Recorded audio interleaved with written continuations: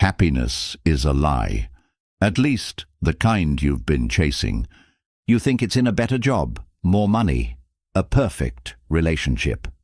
But tell me, how many times have you gotten what you wanted, only to feel empty again? How many moments of joy have slipped through your fingers, leaving you craving the next distraction? The truth is brutal. Most people will never be truly happy, not because they're unlucky, but because they're looking in the wrong place. They let their emotions control them. They depend on others for validation. They waste their lives chasing comfort, avoiding discomfort, and wondering why they feel miserable. But what if I told you there's a way to stop the cycle? A way to build happiness so strong that no failure, no rejection, and no setback can shake it. The ancient Stoics discovered this secret thousands of years ago, and once you apply it, you'll never experience happiness the same way again. This isn't about fake positivity. It's not about suppressing emotions or pretending to be happy. It's about building a mind so unbreakable that no matter what happens, you stay calm, strong, and content. By the end of this guide, you'll understand why most people will never be happy and how to escape their fate. You'll learn how to stop seeking happiness and start creating it. And most importantly, you'll discover the exact Stoic techniques to master your emotions and find peace that lasts. If you've ever felt like something's missing, like happiness is always just out of reach, this is the video you've been waiting for. Let's begin. Happiness. This word is sold to you everywhere. It's in the self-help books, the motivational speeches, the shiny social media posts, the products promising you fulfillment in a bottle. It's dangled in front of you like a prize, something you must chase, earn, and hold on to before it slips away. And that's exactly why most people never truly find it, because the very act of running toward happiness is what keeps it out of reach. This is where the Stoics turned the entire idea of happiness upside down. They didn't see it as something you acquire, nor something that depends on perfect conditions. They didn't measure it in highs and lows, nor in external achievements. They defined it in a way that most people today would struggle to understand. And yet, their version of happiness, the one rooted in deep contentment and inner strength, has stood the test of time, while modern ideas of happiness keep failing, leaving people anxious, empty, and constantly craving more. Happiness is not what you think it is, and the more you chase it, the more miserable you become. This is the paradox at the heart of human suffering. Every time you tell yourself, "I'll be happy when," you push happiness further away. Every time you try to control everything around you to feel good, you set yourself up for disappointment. Every time you think happiness is about achieving, acquiring, or being validated by others, you give up control of the one thing that actually determines it, your own mind. The Stoics saw happiness as a byproduct, not a goal. They understood that chasing pleasure and avoiding discomfort leads to the exact opposite of happiness: dependence, fear, and suffering. They recognized that most people are prisoners of their own desires, enslaved by the need for validation, approval, and comfort. True happiness, they believed, has nothing to do with getting what you want and everything to do with being free from needing anything at all. This is why the modern world struggles. Everywhere you turn, you're told that happiness comes from the outside: status, wealth, admiration, relationships, or even the perfect mindset. But the more you attach your well-being to these things, the more fragile your happiness becomes. Because as soon as they change, as soon as life takes something away from you, your happiness collapses. The Stoics weren't interested in a happiness that depended on circumstances. They wanted something unshakable, something that didn't disappear when life got hard, when plans failed, when people disappointed them. Their definition of happiness wasn't about feeling good all the time. It was about being at peace no matter what. It wasn't about controlling life, but about controlling your response to it. It wasn't about avoiding suffering, but about transforming it into wisdom. The modern world has it backwards. It tells you to pursue pleasure and run from pain. It tells you to seek external validation while ignoring internal growth. It tells you that happiness is a feeling, when in reality, it's a state of being.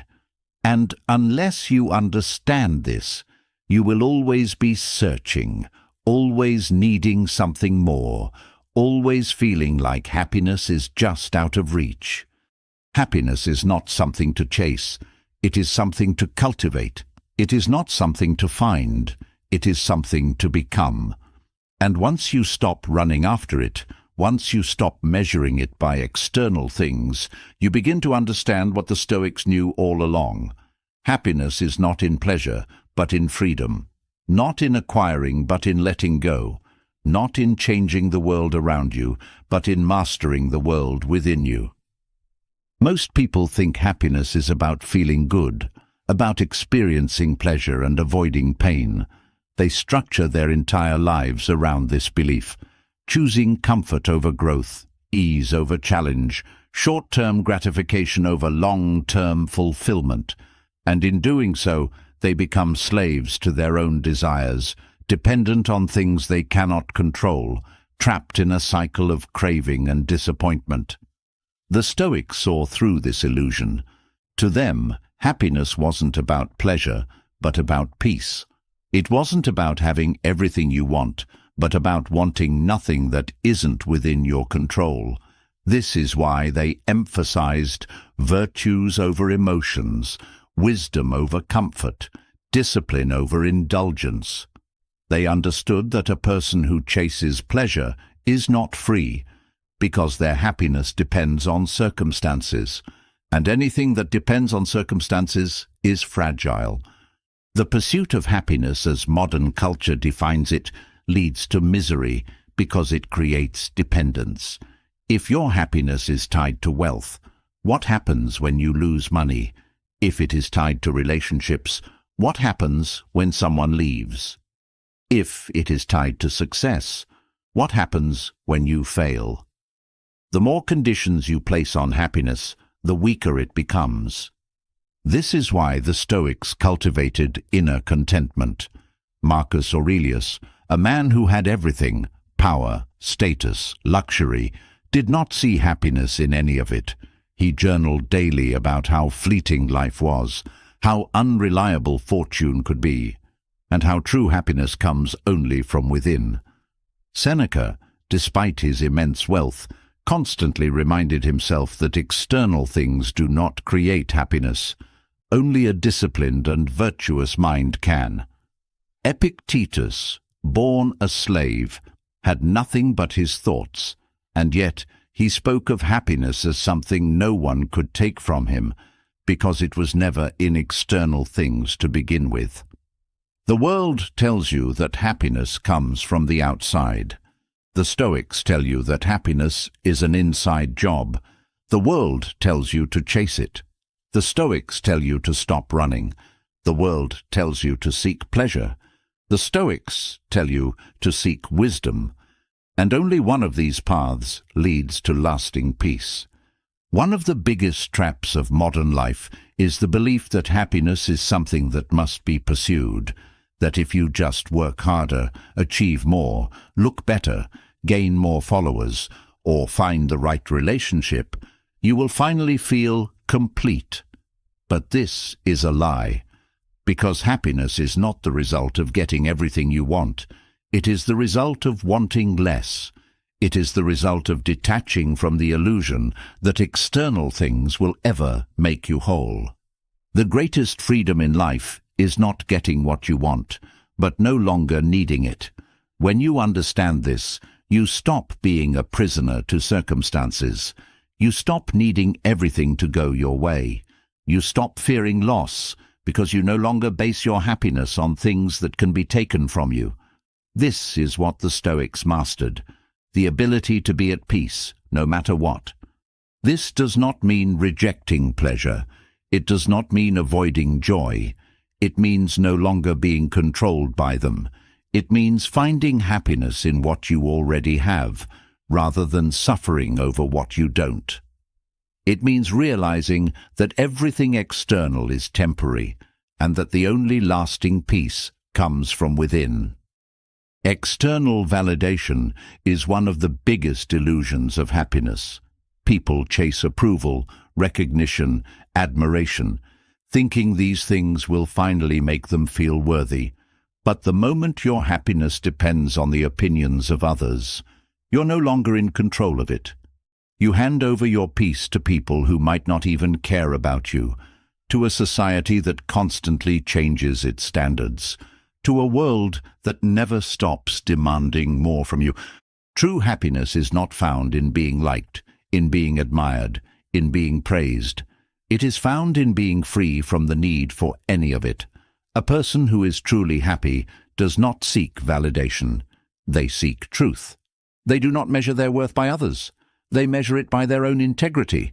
They do not chase approval. They chase virtue. And in doing so, they become untouchable. The freedom of inner contentment is the ability to wake up every day and not need anything outside of yourself to feel at peace. It is knowing that no matter what happens, whether you succeed or fail, whether people love you or hate you, whether life rewards you or challenges you, you are in control of your own mind. This is the ultimate power. This is the ultimate happiness. And this is why the Stoics did not chase it. They lived it. Most people spend their lives chasing happiness, but what they truly want isn't happiness at all. It's fulfillment. Happiness is fleeting. It comes and goes, rising and falling like waves, always dependent on circumstances. One moment, life is good, and you feel happy. The next, something changes, and it's gone. And this is why happiness, as most people define it, will always be fragile. The Stoics understood this. They weren't interested in temporary highs. They wanted something deeper, something unshakable.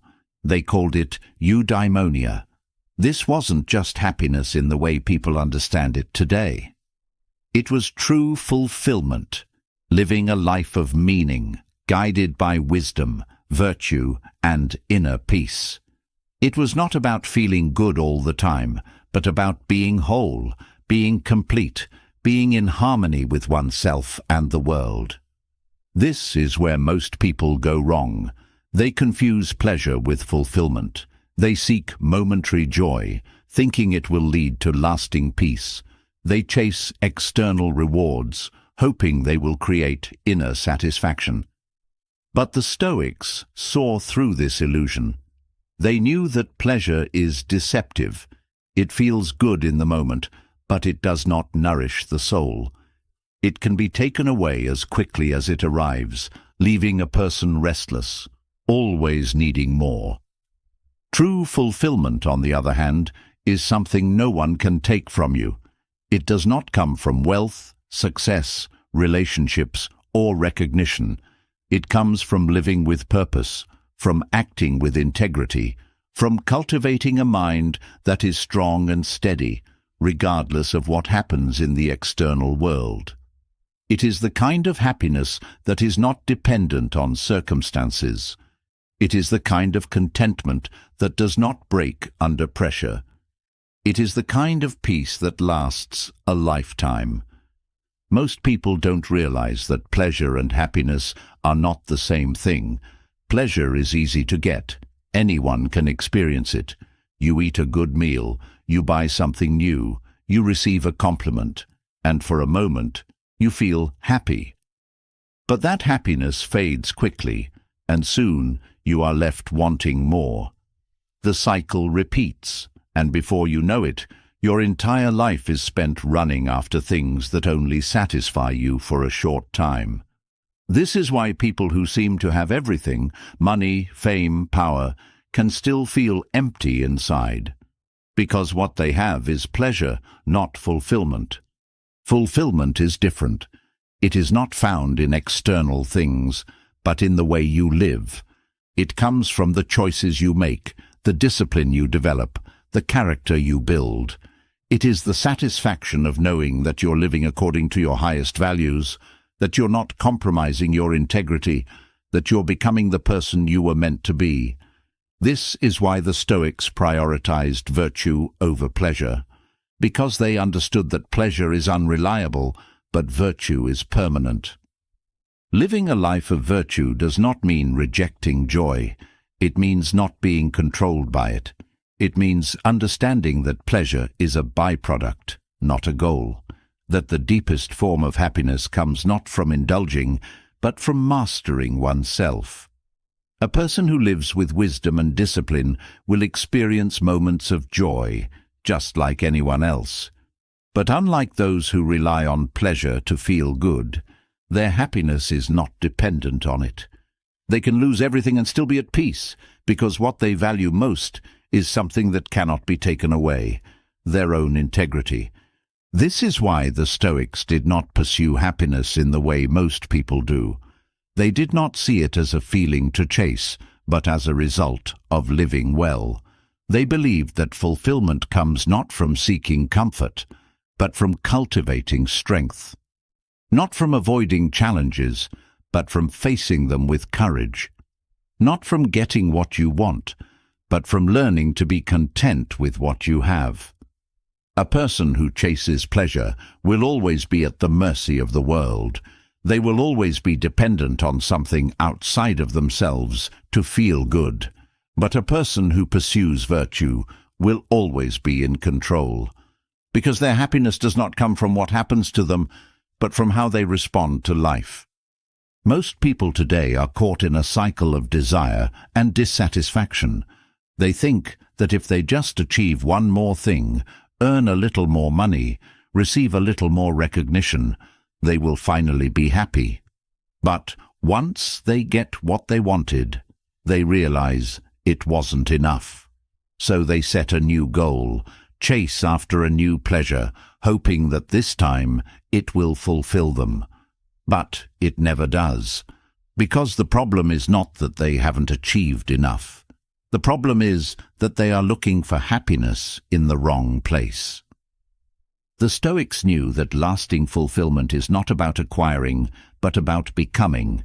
It is about shaping your character, mastering your mind, living with wisdom. It is about understanding that real happiness is not about what you have, but about who you are. A person who is virtuous does not need to chase happiness, because they already have everything they need within them. This is why the Stoics valued self-discipline, resilience, and inner strength, because they understood that true happiness is not about avoiding hardship, but about developing the ability to face it without losing your peace. They knew that fulfillment does not come from making life easier, but from becoming stronger. It does not come from getting what you want, but from learning to be at peace with what is. Most people believe that happiness is about feeling good.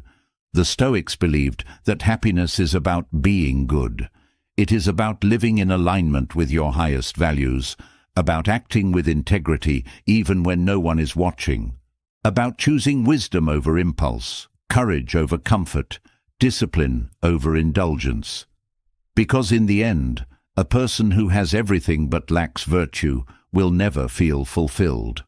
But a person who has nothing but lives with wisdom will never feel lacking. This is why the Stoics saw virtue as the highest good, because they understood that everything else, pleasure, success, recognition, is temporary, but virtue is eternal. It is the only thing that truly belongs to you, the only thing that no one can take away, the only thing that can bring you real, lasting peace. The modern world tells you that happiness is about getting more. The Stoics tell you that happiness is about needing less. The modern world tells you to seek pleasure. The Stoics tell you to seek wisdom. The modern world tells you that fulfillment comes from the outside. The Stoics tell you that fulfillment comes from within. And when you understand this, you stop chasing, you stop searching, you stop running after things that were never meant to satisfy you.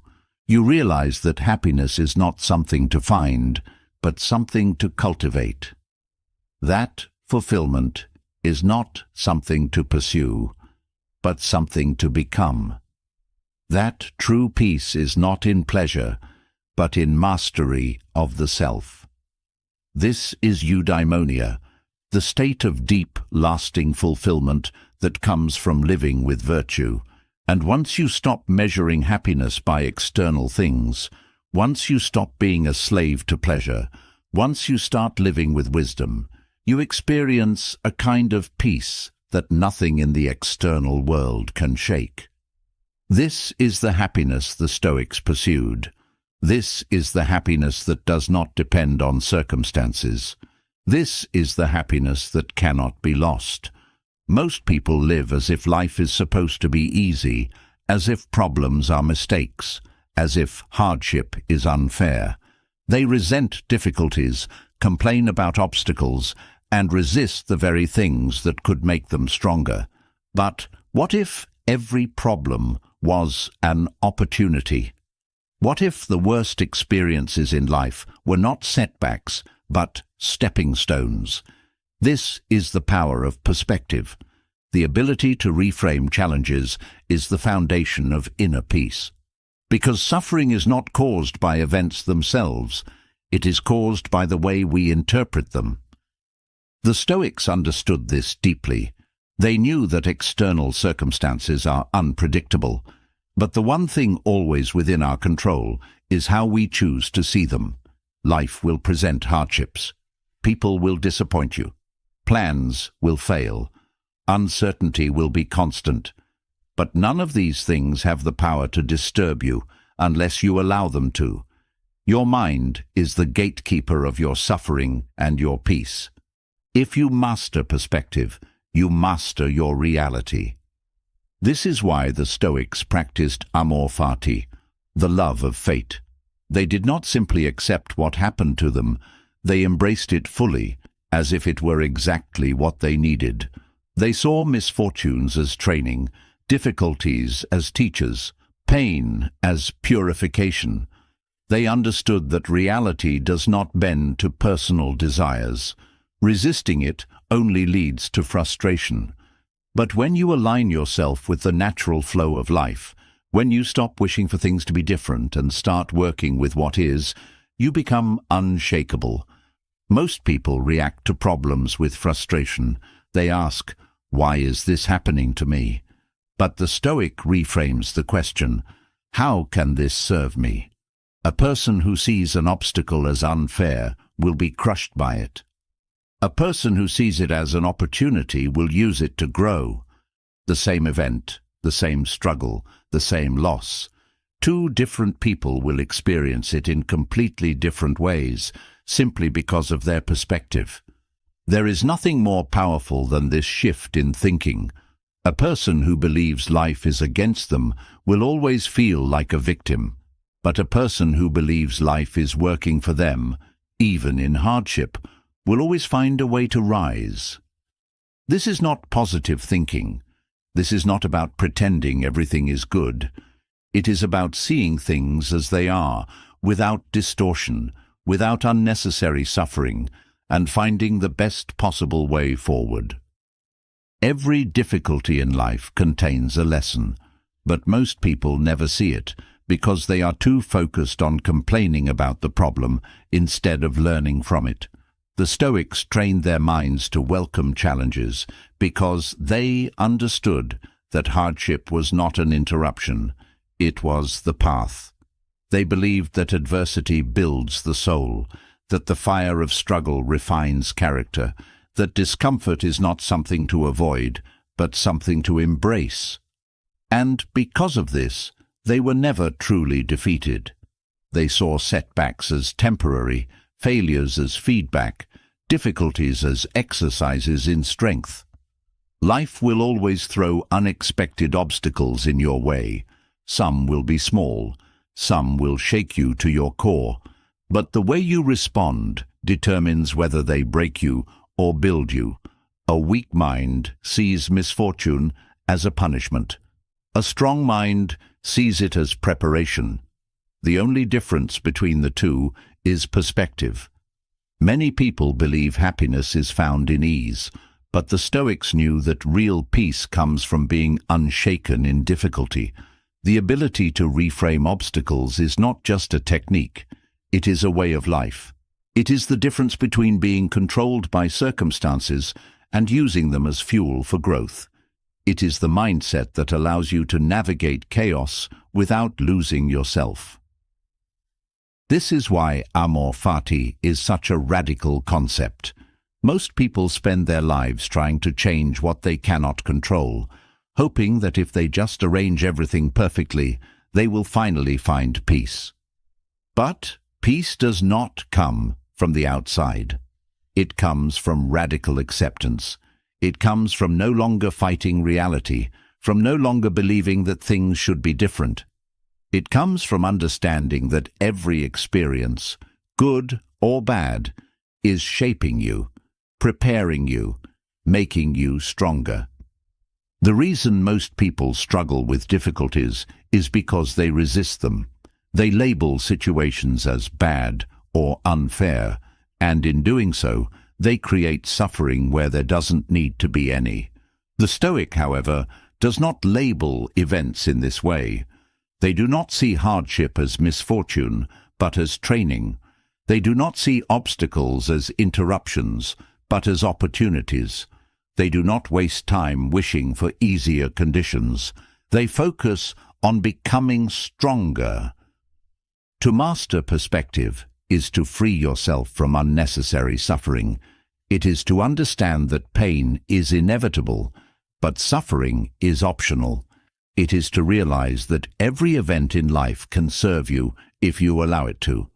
And once you grasp this, life stops feeling like a battle. You stop fighting against reality. Stop trying to control the uncontrollable. Stop resisting the flow of events.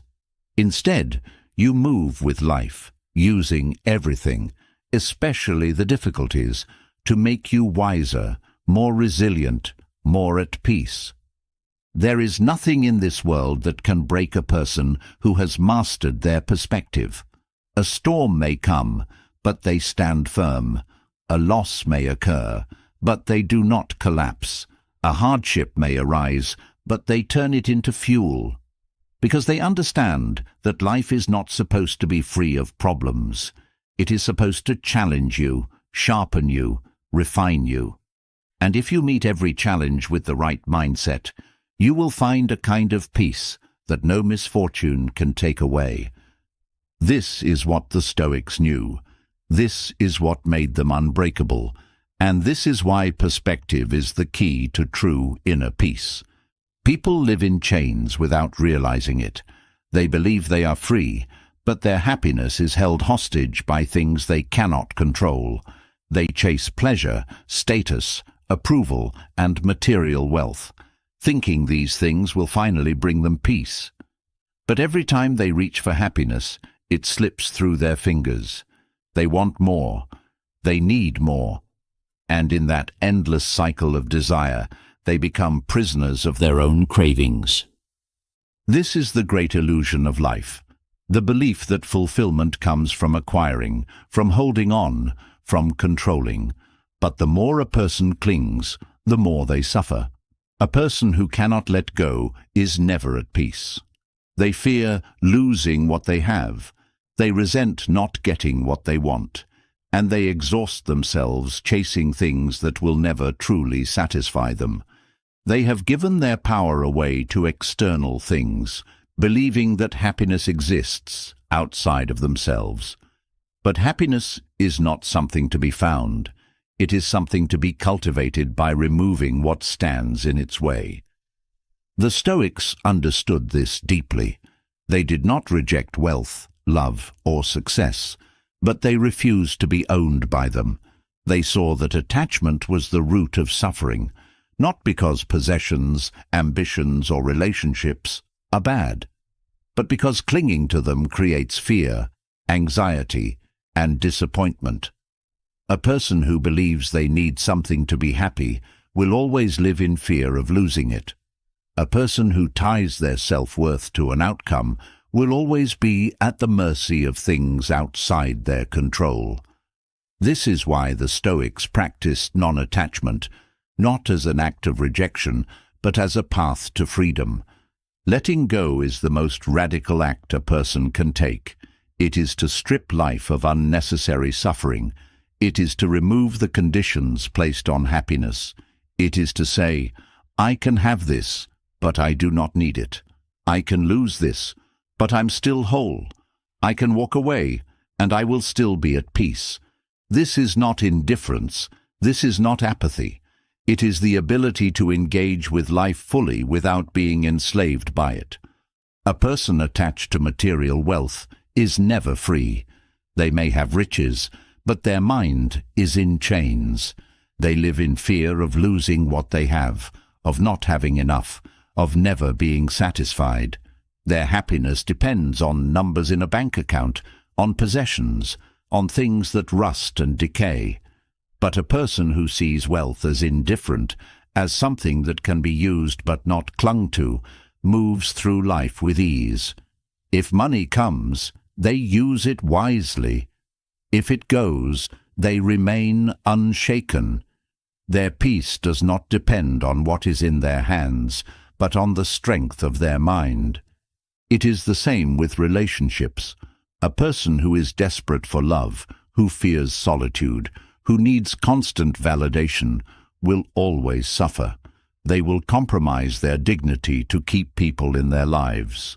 They will tolerate disrespect, betray their own values, and lose themselves in the process of holding on.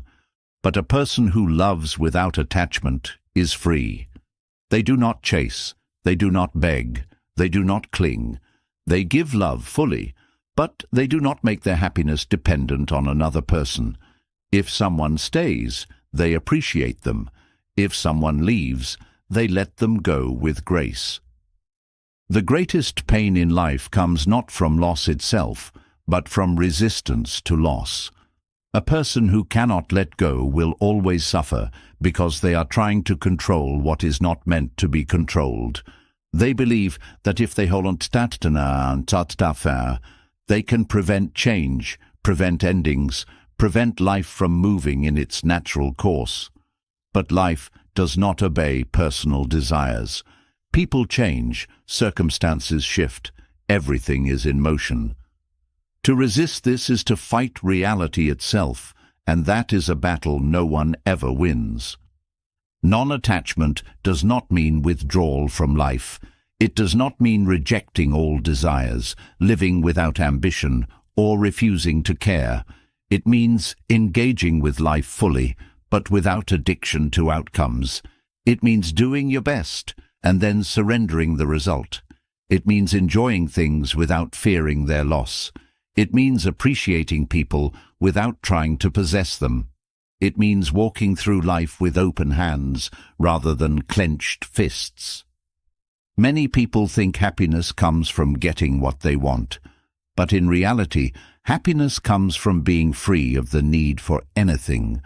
The person who wants nothing is untouchable. The person who demands nothing cannot be disappointed. The person who clings to nothing cannot be shaken. This does not mean living without purpose. It means living with a purpose that is not tied to external things. A person who is only happy when they succeed will always fear failure. But a person who values effort over results, who focuses on process rather than rewards, will always be at peace. This is why the Stoics prioritized virtue over pleasure. They understood that external pleasures fade, that wealth can disappear, that relationships come and go, but a person who builds their inner world cannot be destroyed by external loss. If they have riches, they use them wisely. If they lose everything, they are still rich in wisdom. If they are loved, they cherish it. If they are alone, they remain complete. They do not live in fear of change, because they have mastered the art of letting go. Letting go is the highest form of power. It is the refusal to be controlled by desires, by fears, by the illusions of permanence. It is the ability to live fully in the present without being trapped by the past or anxious about the future. It is walking through life lightly, with nothing weighing you down, because you do not carry unnecessary attachments. A person who has mastered non-attachment does not suffer over what they cannot control. They do not resent the past. They do not obsess over the future. They accept what comes and release what goes. And in that freedom, they find true happiness. Most people do not suffer because of what happens to them. They suffer because of how tightly they hold on. They attach their happiness to a single person, a single outcome, a single idea of how life should be. And when life inevitably moves in a different direction, they break. But the Stoic does not break. The Stoic bends with the wind, flows with the current, moves with the nature of things. And because of this, they are never truly disturbed. Happiness is not something to be found. It is something that reveals itself when all unnecessary suffering is removed. The desire for control, the fear of loss, the need for validation, these are the chains that keep a person in misery. When they are broken, what remains is peace. And peace is the highest form of wealth a person can possess. Most people go through life believing that peace will come once circumstances are perfect. They wait for a moment when everything aligns, when there is no stress, no disappointment, no uncertainty. They assume happiness is something that arrives once the world outside becomes predictable and comfortable. But this belief sets them up for endless frustration. Life is never predictable. It does not wait for convenience. It does not pause to accommodate personal desires. Challenges arise, plans fall apart, and emotions fluctuate. If a person's peace depends on external stability, they will never truly experience it. The only way to cultivate real serenity is to train the mind to be unshaken by whatever happens. The Stoics understood that peace is not something that just appears. It must be developed through deliberate effort. Just as an untrained body grows weak, an undisciplined mind becomes fragile, reactive, and chaotic. If a person does not learn to direct their thoughts will control them. If they do not strengthen their emotions, they will be ruled by fear, frustration, and anxiety. This is why the Stoics practiced daily exercises, mental techniques designed to sharpen awareness, increase resilience, and strengthen the ability to remain calm under pressure. Without this training, the mind becomes easily disturbed, reacting wildly to every minor inconvenience. But when properly disciplined, the mind becomes a fortress, capable of enduring any storm. One of the most powerful Stoic techniques for achieving this mental discipline is learning how to shift perspective. The way a person interprets an event determines how they feel about it. The same situation can either be seen as a crisis or as an opportunity, depending on the way the mind processes it. A person who views difficulty as unfair will always suffer, but someone who sees challenges as a necessary part of growth will experience a completely different reality. The mind, not the event itself, creates distress. When the mind is trained to see struggles differently, suffering is dramatically reduced.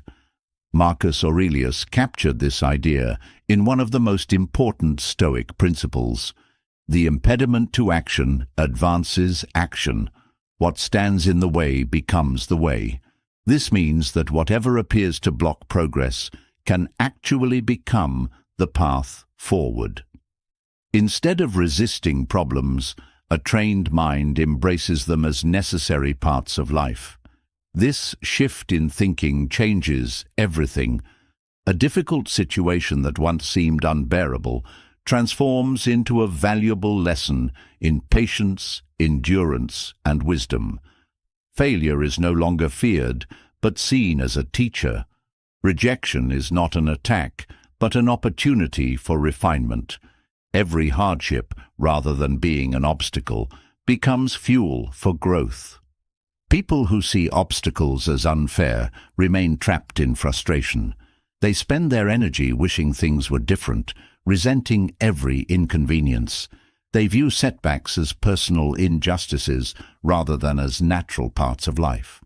But those who reframe challenges as opportunities cultivate a different kind of power. They no longer see themselves as victims. They do not waste time resisting reality. They understand that suffering is not caused by events, but by their interpretation of them. The moment they choose to see problems differently, those problems lose their ability to cause unnecessary distress. At the heart of this shift in perspective is a practice known as amor fati, the love of fate. Most people resist what they cannot control. They fight against reality, wishing that things had turned out differently. They cling to frustration over past events. They fear uncertainty about the future, and they struggle against circumstances they cannot change. This resistance is the root of most suffering. The Stoics, however, did not just accept what happened to them. They embraced it fully. They did not merely tolerate adversity. They welcomed it as an essential part of life. To practice amor fati is to trust that everything, both the good and the bad, plays a necessary role in life. Nothing is wasted, and nothing is meaningless. Every difficulty, every failure, every setback contains something valuable. Instead of asking, "Why did this happen to me?" a trained mind asks, "How can this serve me?" Instead of resisting fate, it aligns itself with it. There is no demand that life be different, only an acceptance of what is. This perspective brings an immense sense of peace. When a person stops fighting against reality, their energy is no longer consumed by frustration and complaints. They become adaptable, able to adjust to life's events rather than being broken by them. They stop fearing change because they trust that whatever happens is meant to happen. They do not fear loss because they understand that everything is temporary. They do not fear failure because they know that every setback contains a lesson. They stop living in constant fear, regret, and frustration because they no longer demand that life meet their expectations. People who fail to train their minds in this way remain in a constant state of tension. They resist what has already happened, hoping that somehow the past could have been different. They waste energy fearing the future, trying to control things that are beyond their reach. They measure their happiness by external conditions, believing that peace will come once everything is perfect. But perfection never arrives, and so they remain in a state of permanent dissatisfaction. A trained mind, however, does not fall into this trap. It does not seek control over the uncontrollable. It does not depend on the outside world for peace. It recognizes that the only thing that can truly be controlled is perspective. And with this realization, a person gains an incredible sense of freedom. They no longer live in fear of uncertainty. They no longer waste time regretting the past. They no longer panic when things do not go as planned.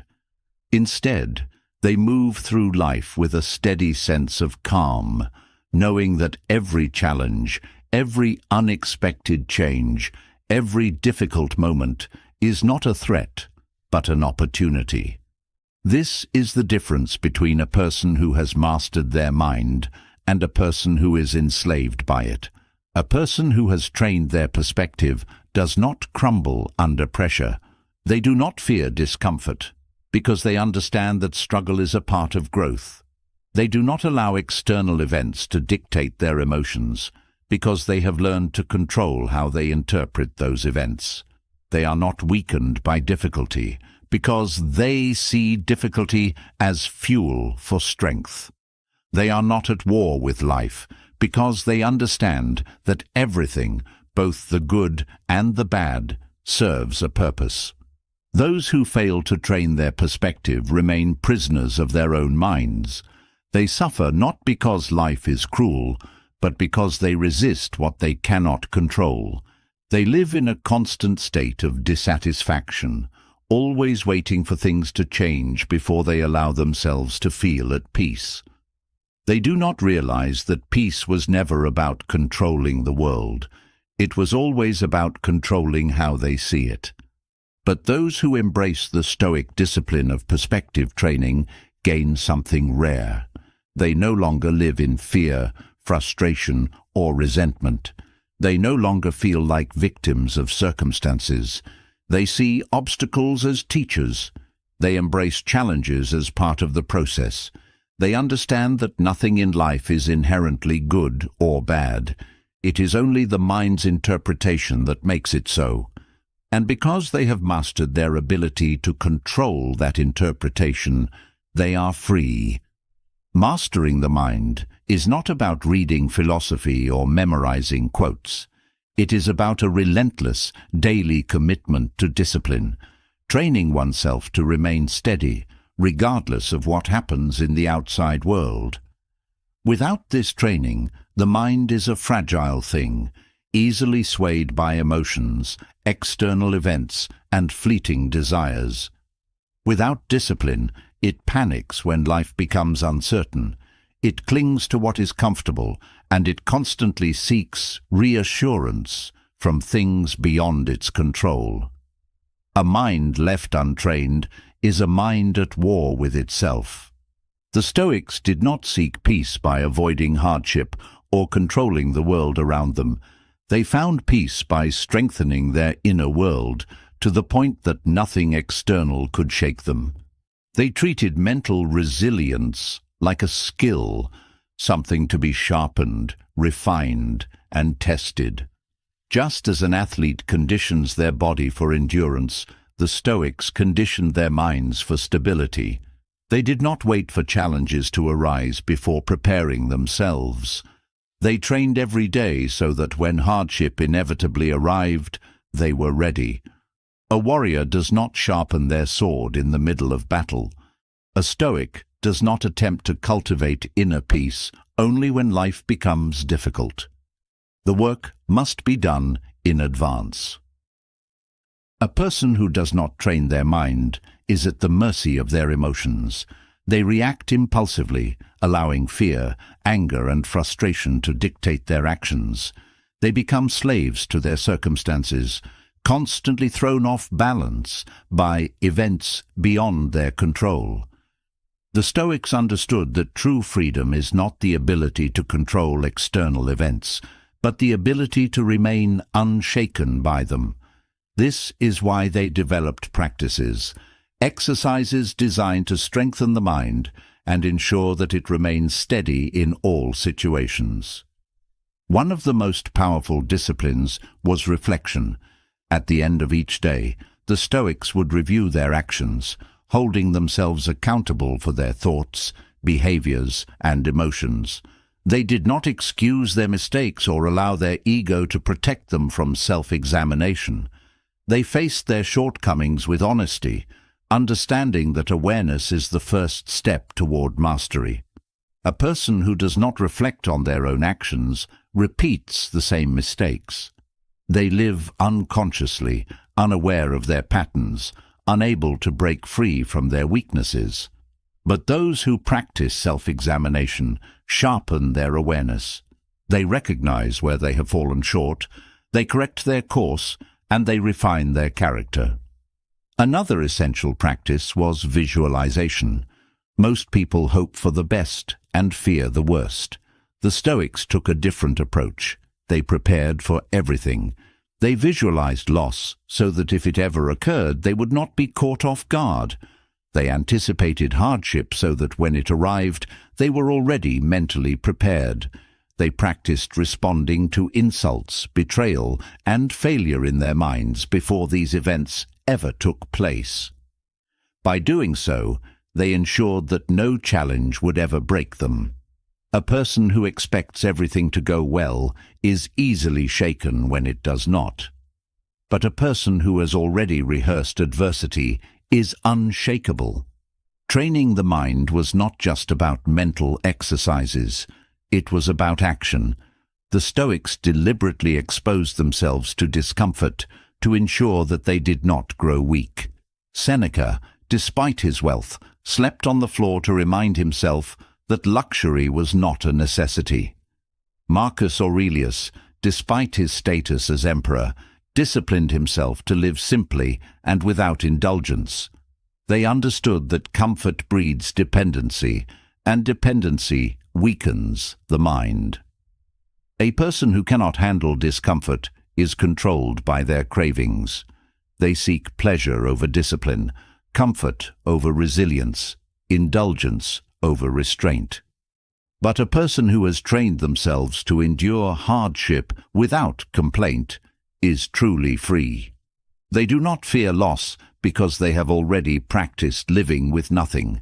They do not fear pain because they have already embraced discomfort. They do not fear rejection because they have already detached from the need for approval. Modern life has made people mentally soft. The constant pursuit of convenience has weakened resilience, creating a generation that cannot handle inconvenience, uncertainty, or discomfort. Every minor setback is met with frustration. Every delay is treated as an injustice. Every difficult moment is seen as a reason to complain. The more comfortable life becomes, the more fragile the mind grows. People avoid struggle, but in doing so, they also avoid strength. They seek constant entertainment, but in doing so, they lose focus. They indulge in every craving, but in doing so, they weaken their discipline. They refuse to train their minds, and as a result, they remain prisoners to their impulses. But those who embrace discomfort, who challenge themselves daily, who deliberately push their limits, develop an inner fortress that cannot be breached. They do not run from hardship. They seek it out as an opportunity to grow. They do not complain when things are difficult.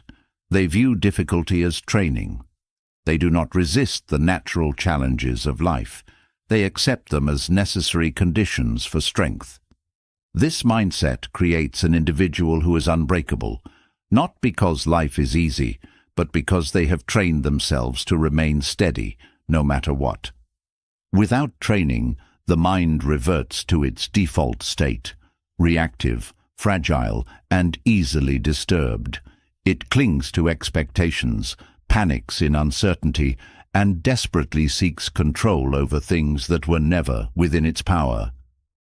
This is why mental discipline is not something that can be practiced once and forgotten. It must be a lifelong commitment. Just as the body weakens without exercise, so too does the mind without training. Without constant refinement, emotions take over, clarity is lost, and inner peace becomes impossible. But even with a disciplined mind, there is one fundamental truth that cannot be ignored. No amount of training will allow someone to control the world around them. There will always be unexpected challenges, unpredictable people, and circumstances beyond one's reach. Even the strongest mind will struggle if it remains attached to controlling things that are outside of its power. This is why the Stoics emphasized one of their most crucial teachings, the dichotomy of control. People exhaust themselves trying to control things that were never theirs to control. They stress over the opinions of others. They fight against the inevitable changes of life. They cling to circumstances that are slipping through their fingers. This constant struggle leaves them drained, anxious, and frustrated. But those who understand the dichotomy of control see life differently. They do not waste energy on what they cannot change. They do not attempt to control other people, nor do they resist the natural flow of events. Instead, they focus entirely on what is within their power, their own thoughts, actions, and responses. This principle is the foundation of true peace. A person who tries to control everything is constantly at war with reality, but a person who focuses only on what they can control becomes unshakable. The next lesson will explore this principle in depth, why so many people suffer by trying to control the uncontrollable, and how shifting focus to what is truly within one's power leads to an extraordinary sense of freedom. Most people live in a state of constant dissatisfaction, always wanting more, always waiting for something else to make them feel complete. They move through life with a quiet sense of unease, believing that happiness exists somewhere in the future, after the next achievement, after the next milestone, after the next possession. But this pursuit is endless. The moment one desire is fulfilled, another takes its place. The cycle never ends, and in the process, people overlook the very things that already make life rich. The Stoics saw this trap for what it was, a guaranteed way to remain perpetually restless. They knew that fulfillment is not found in chasing more, but in fully appreciating what already exists. Gratitude is not a passive feeling that appears when life is perfect. It is an active discipline, a way of seeing the world that transforms even the most difficult moments into sources of strength. Marcus Aurelius, a man who carried the weight of an empire, practiced gratitude not because his life was easy, but because he understood that without it, even the greatest achievements would feel empty. Gratitude is the antidote to discontent. When a person trains themselves to acknowledge what they already have, the endless craving for more begins to lose its power. Instead of focusing on what is missing, the mind shifts to what is present. The air in the lungs, the warmth of the sun, the ability to think, move, and experience the world, things that are often taken for granted, become sources of quiet joy. This shift in focus does not mean ignoring ambition or ceasing to strive for excellence. It means that one's peace is no longer dependent on external gains. A person can still pursue goals, but they no longer operate from a place of lack. They do not believe they need something more to be happy, because they have already cultivated a sense of contentment within. The power of gratitude is most evident in hardship. When everything is going well, it is easy to feel grateful. But true Stoic gratitude is tested when life becomes difficult. A person who can find appreciation, even in suffering, has mastered one of the greatest mental disciplines. They do not deny pain or pretend that struggles do not exist, but they reframe them in a way that gives them strength instead of taking it away. Marcus Aurelius, facing wars, betrayal, and the constant weight of responsibility, did not crumble under pressure because he trained his mind to find something valuable in every situation. He understood that even suffering could be a teacher, that even misfortune could be an opportunity to grow. Gratitude is a skill, not an emotion. It is something that must be practiced deliberately, not something that should be expected to appear on its own. Just as a muscle weakens when it is not used, the ability to see the good in life diminishes when it is not cultivated. This is why the Stoics made gratitude a daily practice. Marcus Aurelius, in his meditations, constantly reminded himself to appreciate what he had. He did not write these reflections for others. He wrote them for himself, to train his mind, to ensure that he would not fall into the trap of entitlement or resentment. He understood that without gratitude, even the greatest victories would feel hollow. One of the most effective ways to practice gratitude is through journaling. The Stoics would take time to reflect on the day, noting what went well, what they were thankful for, and what lessons could be extracted from their experiences. This practice rewires the brain, shifting focus away from problems and toward appreciation. A person who does not reflect on their blessings takes them for granted. But someone who consistently acknowledges the good in their life develops an unshakable sense of inner peace. Another powerful method is shifting perspective. Most frustrations arise from comparing what is to what could be. People become dissatisfied because their expectations do not align with reality. But when perspective changes, so does everything else. A person who complains about their job fails to recognize that millions of people would trade places with them in an instant. Someone who is frustrated about minor inconveniences forgets that they still have their health, their freedom, and the ability to improve their situation. The fastest way to change how something feels is to change how it is viewed. When a person chooses to see the value in what they already have, their experience of life is transformed. Gratitude also acts as a shield against negativity. In a world that constantly bombards people with reasons to feel dissatisfied, gratitude becomes an act of defiance. Advertisements, social media, and societal expectations all reinforce the idea that happiness is found in more success, more possessions, more validation. But the Stoic sees through this illusion. They understand that lasting contentment is not found in accumulating things, but in appreciating what already exists. They do not need external circumstances to be perfect in order to be at peace. They cultivate an inner state of gratitude that is independent of what happens around them. There is also a deep connection between gratitude and resilience. A person who trains themselves to find something to be thankful for in every situation becomes incredibly difficult to break. They do not crumble when things go wrong because they have trained themselves to extract value from every experience. Even failure, rejection, and hardship become opportunities for growth. They do not see misfortune as an obstacle, but as another chance to strengthen their character.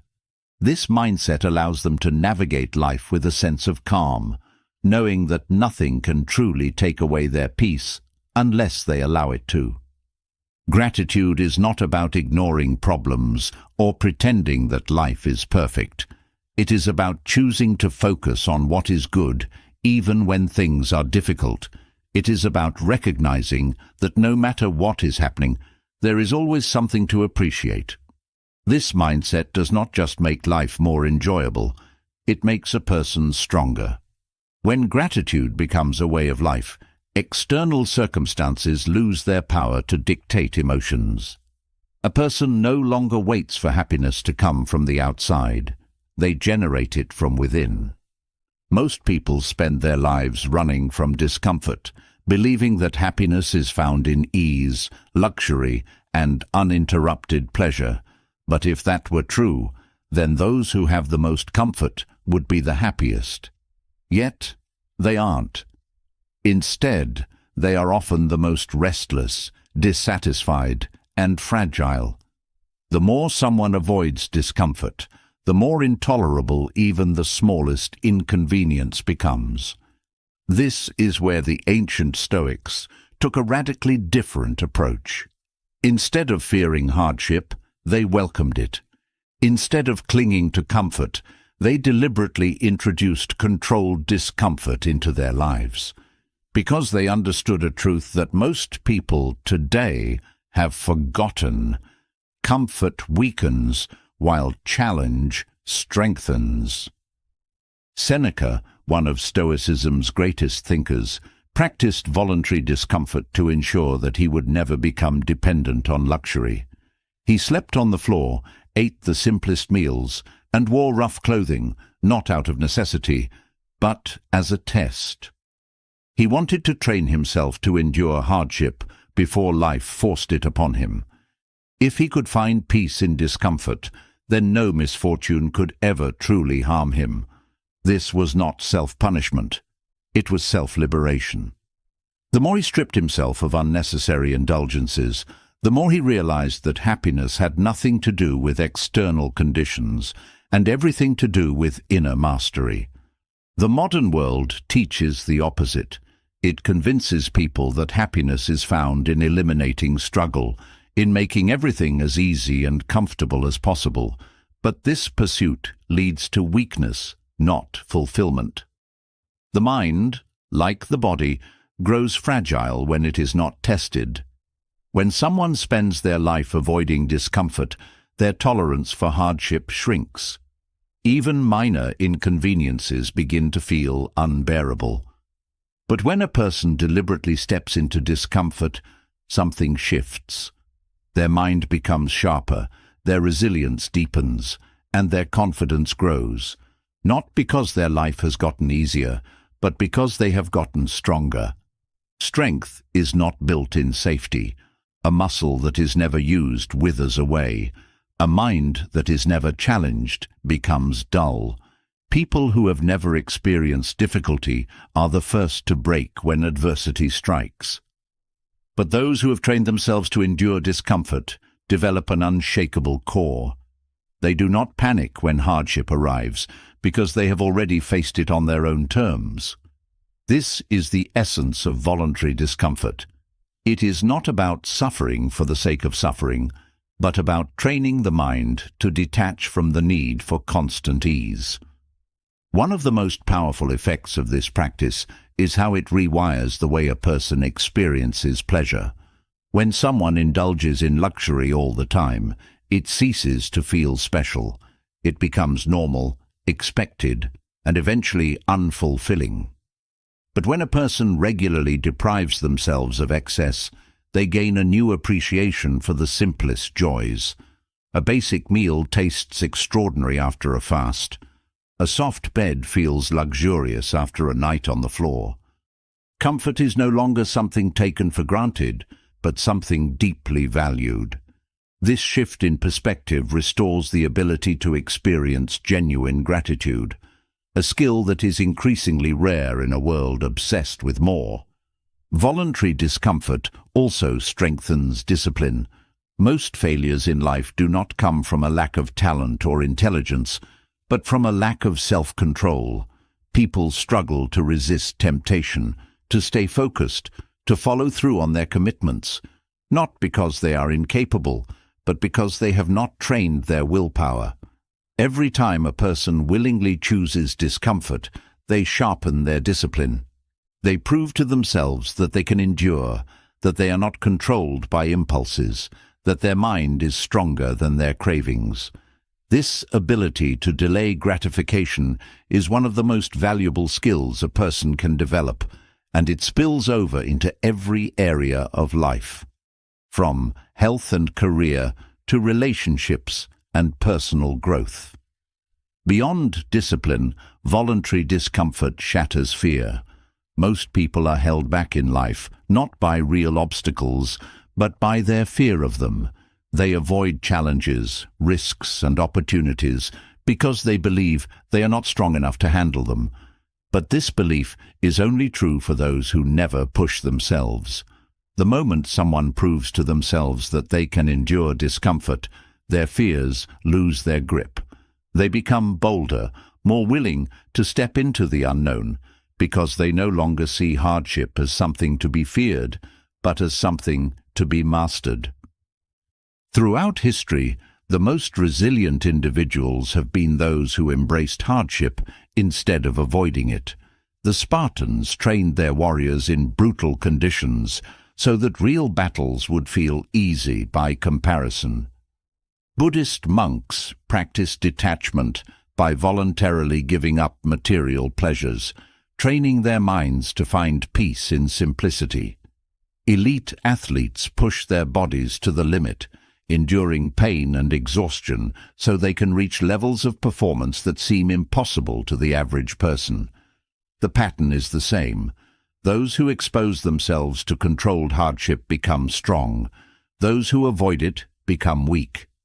There is also a direct link between voluntary discomfort and true happiness. Modern society promotes the illusion that happiness is found in comfort, but the happiest people are not those who have the easiest lives. They are the ones who have learned to endure difficulty without being broken by it. When someone repeatedly proves to themselves that they can handle discomfort, they develop an internal sense of security. They no longer live in fear of losing their comforts, because they have already experienced life without them and emerged stronger. This self-sufficiency is the foundation of lasting contentment. The practical applications of voluntary discomfort are limitless.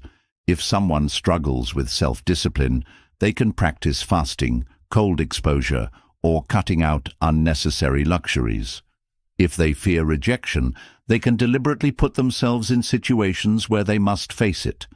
If they hesitate to take risks, they can start by embracing small, controlled hardships that expand their tolerance for uncertainty.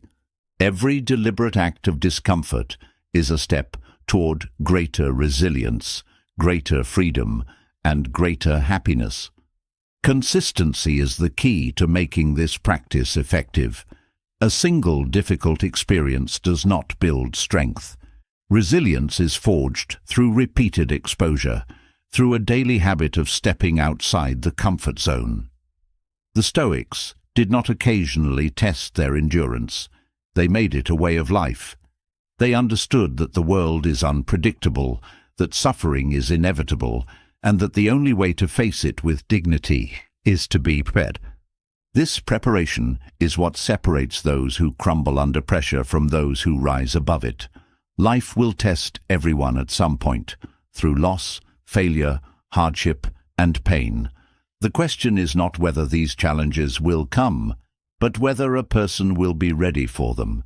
Someone who has spent their life avoiding discomfort will be shattered by it. But someone who has trained themselves to embrace it will meet it with calm, knowing they have already faced worse and survived.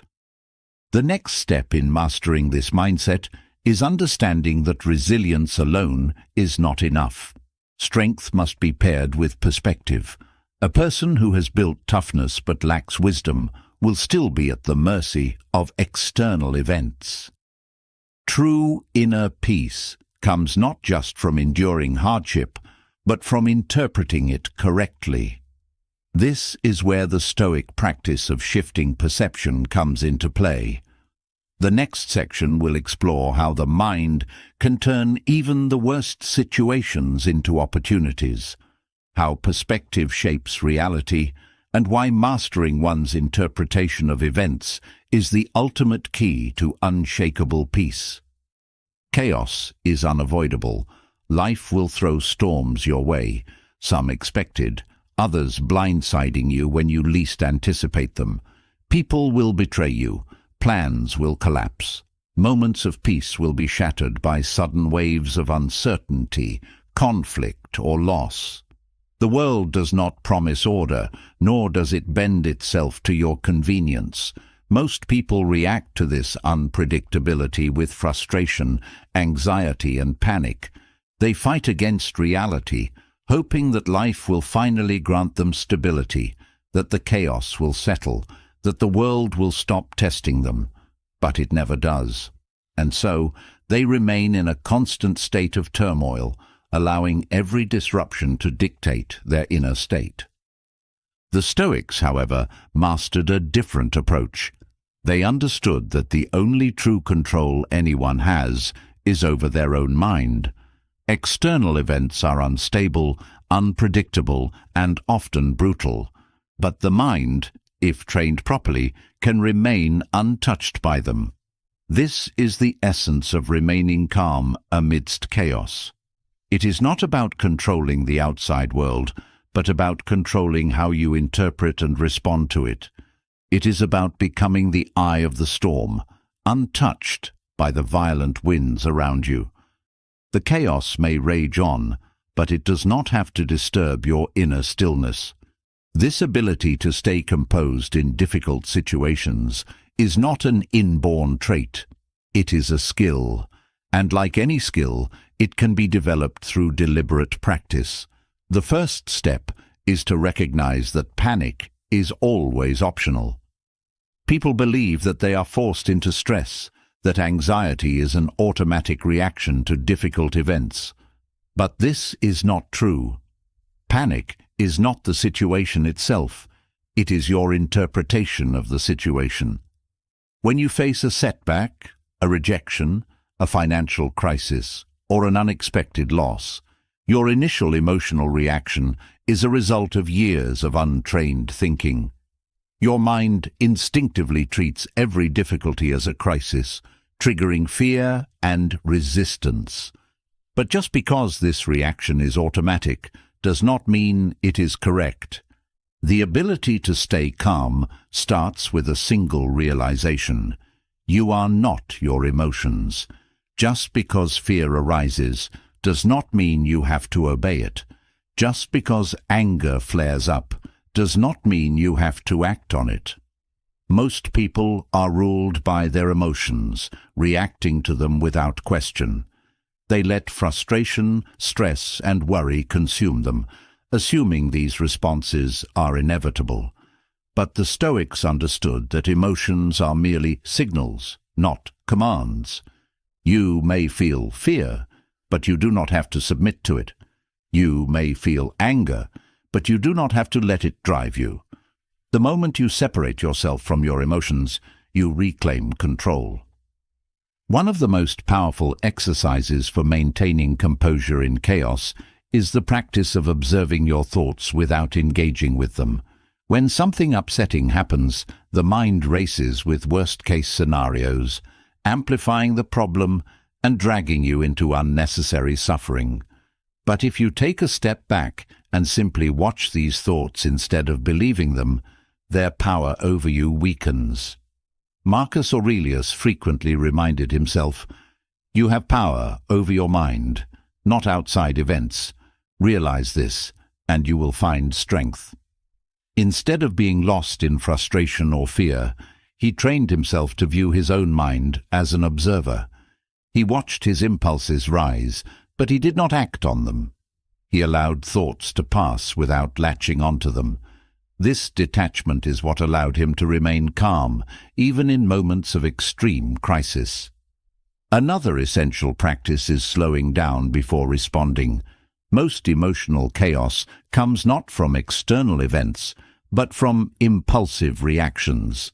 Something happens, and without thinking, you lash out, overreact, or allow stress to consume you. But if you insert a moment of stillness between stimulus and response, you create space for wisdom. Instead of being pulled by impulse, you regain control. When faced with chaos, ask yourself, will reacting emotionally improve this situation? Almost always, the answer is no.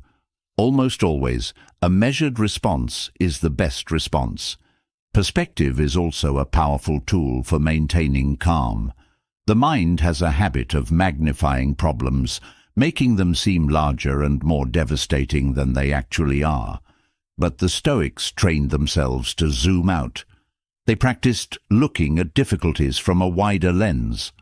Marcus Aurelius reminded himself that every event is small in the grand scheme of time. Seneca advised imagining how an issue would appear a year from now, 5 years from now, or at the end of one's life. Most of the problems that feel unbearable in the moment will barely matter in hindsight. By deliberately shifting perspective, you strip chaos of its power. Accepting the impermanence of all things also plays a crucial role in staying calm. Most suffering comes from attachment, the belief that things should remain as they are, that nothing should change, that life should be predictable. But life is in constant motion, change is inevitable, and clinging to stability only leads to disappointment. The Stoics practiced amor fati, love of fate. They did not just accept life's unpredictability, they embraced it. They treated every event, even misfortune, as something to be used, not resisted. When faced with chaos, instead of asking, "Why is this happening to me?" they asked, How can I use this? This mindset eliminates the frustration that comes from expecting life to be easy. Physical resilience also strengthens mental resilience. The way you treat your body directly affects how you handle stress. Seneca recommended exposing oneself to controlled discomfort, cold showers, fasting, physical exertion, not just for health benefits, but as training for adversity. If you voluntarily endure small hardships, unexpected difficulties feel less overwhelming. A body trained in discomfort houses a mind that does not crumble under stress. Another crucial aspect of staying calm is focusing only on what is within your control. Most anxiety comes from trying to control the uncontrollable, other people's opinions, the outcome of events, the past, or the future.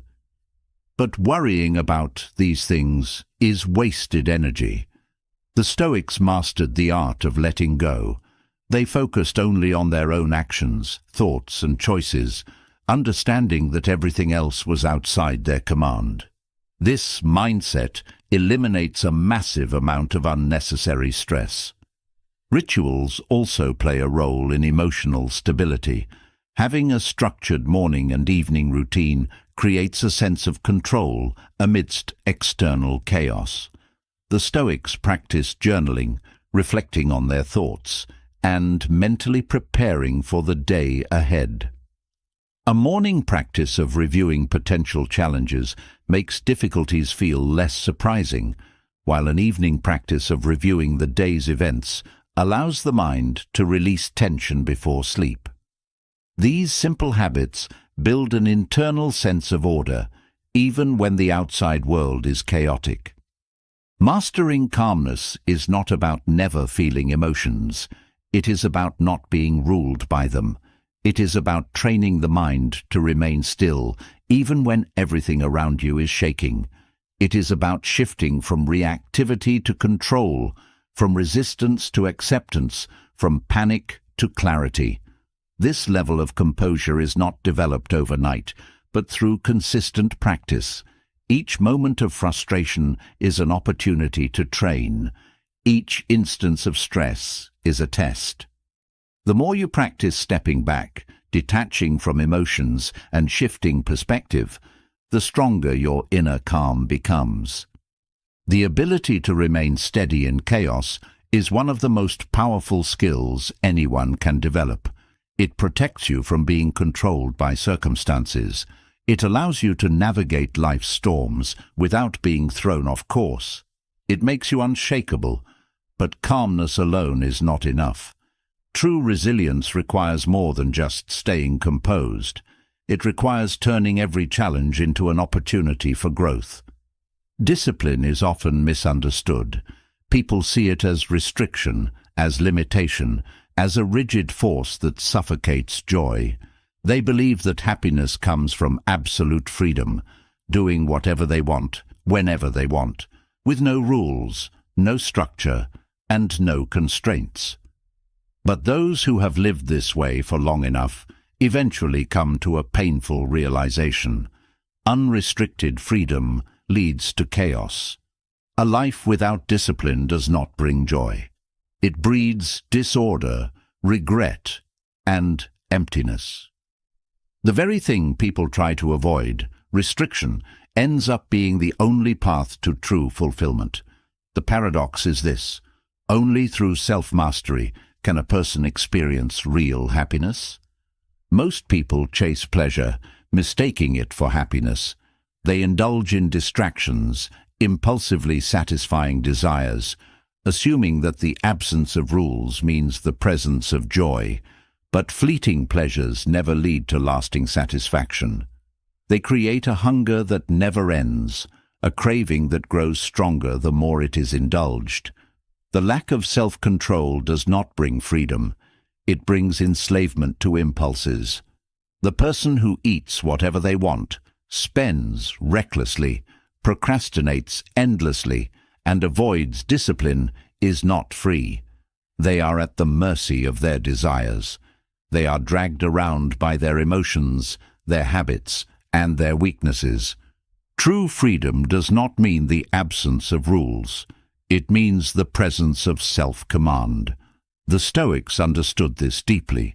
They knew that a person who cannot govern themselves will always be ruled by something else, by external circumstances, by emotions, by temptations. The real source of happiness is self-discipline because it creates the conditions for a meaningful life. Without it, nothing of value is built. Without it, chaos consumes everything. Self-discipline is not a burden. It is the foundation of self-respect. Every time a person follows through on what they said they would do, they strengthen their sense of identity. They prove to themselves that they are capable, that they are not weak, that they have control over their actions. This self-trust is what creates an unshakable inner peace. A person who knows they can rely on themselves moves through life with a quiet confidence that cannot be given by external validation. The practice of self-discipline extends to every part of life. It is in the ability to control thoughts, to not be consumed by negativity, to resist the pull of pointless distractions. It is in the way a person manages their time, prioritizing long-term fulfillment over short-term gratification. It is in the strength to face difficulties with composure, to not be broken by setbacks, to keep moving forward even when motivation disappears. Self-discipline is what separates those who only dream from those who achieve. It is the invisible force behind all great accomplishments, the quiet power that builds an unbreakable mind. The reason discipline leads to happiness is that it removes the guilt, regret, and disappointment that come from a lack of self-control. When a person neglects their responsibilities, wastes their time, and succumbs to every impulse, they may experience momentary pleasure, but it is always followed by a deeper dissatisfaction. They feel weak. They feel lost. They feel out of control. But when a person commits to discipline, when they set rules for themselves and follow them, they gain something far greater than pleasure. They gain pride. This is why the most accomplished individuals in history have all emphasized discipline as the key to a fulfilled life. The Stoics, from Marcus Aurelius to Epictetus, understood that happiness is not found in indulgence, but in self-mastery. Marcus Aurelius, as the most powerful man in the world, did not allow himself to become soft or complacent. He woke early, trained his body and mind, wrote in his journal, and held himself to the highest standard. He did not do this because he enjoyed suffering, but because he understood that the highest form of joy comes from a disciplined life. Discipline is not about punishment. It is about structure. It is the architect of freedom. The musician who practices daily earns the freedom to play beautifully. The athlete who trains relentlessly gains the freedom to move with power and grace. The writer who dedicates themselves to their craft achieves the freedom to express ideas with clarity. In every field, discipline is what unlocks the highest level of excellence. Without it, nothing of value is built. Most people resist discipline because they associate it with deprivation. They think it means giving up pleasure, making life dull and rigid. But this is only true for those who have never experienced the rewards of self-control. The truth is that a disciplined life is richer, deeper, and more meaningful than one driven by impulse. The person who wakes up early, exercises consistently, sharpens their mind, and lives with purpose, experiences a level of happiness that no amount of indulgence can match. The path of self-discipline is not always easy. There will be resistance. The mind will crave comfort. The body will seek ease. But overcoming this resistance is what strengthens the spirit. Every time a person pushes through discomfort, they expand their capacity for greatness. They become stronger, not just physically, but mentally. They develop the ability to endure hardship, to persist through challenges, to stay focused, even when results are not immediate. The key to making discipline sustainable is to connect it with purpose. When a person understands why they are doing something, when they see the long-term benefit, discipline stops feeling like a sacrifice and starts feeling like an investment. The person who trains their body does not do it to suffer. They do it to be strong, to be capable, to live with vitality. The person who disciplines their mind does not do it to suppress themselves. They do it to gain clarity, to develop wisdom, to build a life that aligns with their highest values. Self-discipline is not about perfection. It is about consistency. It is not about never making mistakes, but about never letting mistakes define you. It is about learning to recover quickly, to not let a single failure turn into permanent defeat. The most disciplined people are not those who never fall. They are those who rise every time they do. The paradox of discipline is that while it may seem limiting at first, it is actually the greatest source of freedom. The person who lacks discipline is a slave to their impulses. They are controlled by their cravings, their emotions, their distractions. But the person who masters themselves is truly free. They are not pulled in 1,000 directions by fleeting desires. They are not trapped by procrastination, by addiction, by weakness. They walk through life with a sense of control, with a deep inner peace that is unshaken by external chaos. The happiness of self-mastery is the kind of happiness that lasts. It is not dependent on circumstances. It does not fade when pleasure wears off. It is built on the solid foundation of knowing that you have full command over your own life. This is why the Stoics held discipline in such high regard. It was not about suffering. It was about building a life worth living, a mind worth trusting, and a strength that could carry you through anything. But self-discipline alone is not enough. It must be paired with wisdom, with the ability to adapt, to know when to push forward and when to rest, when to hold firm and when to let go. There is no shortage of negativity in the world.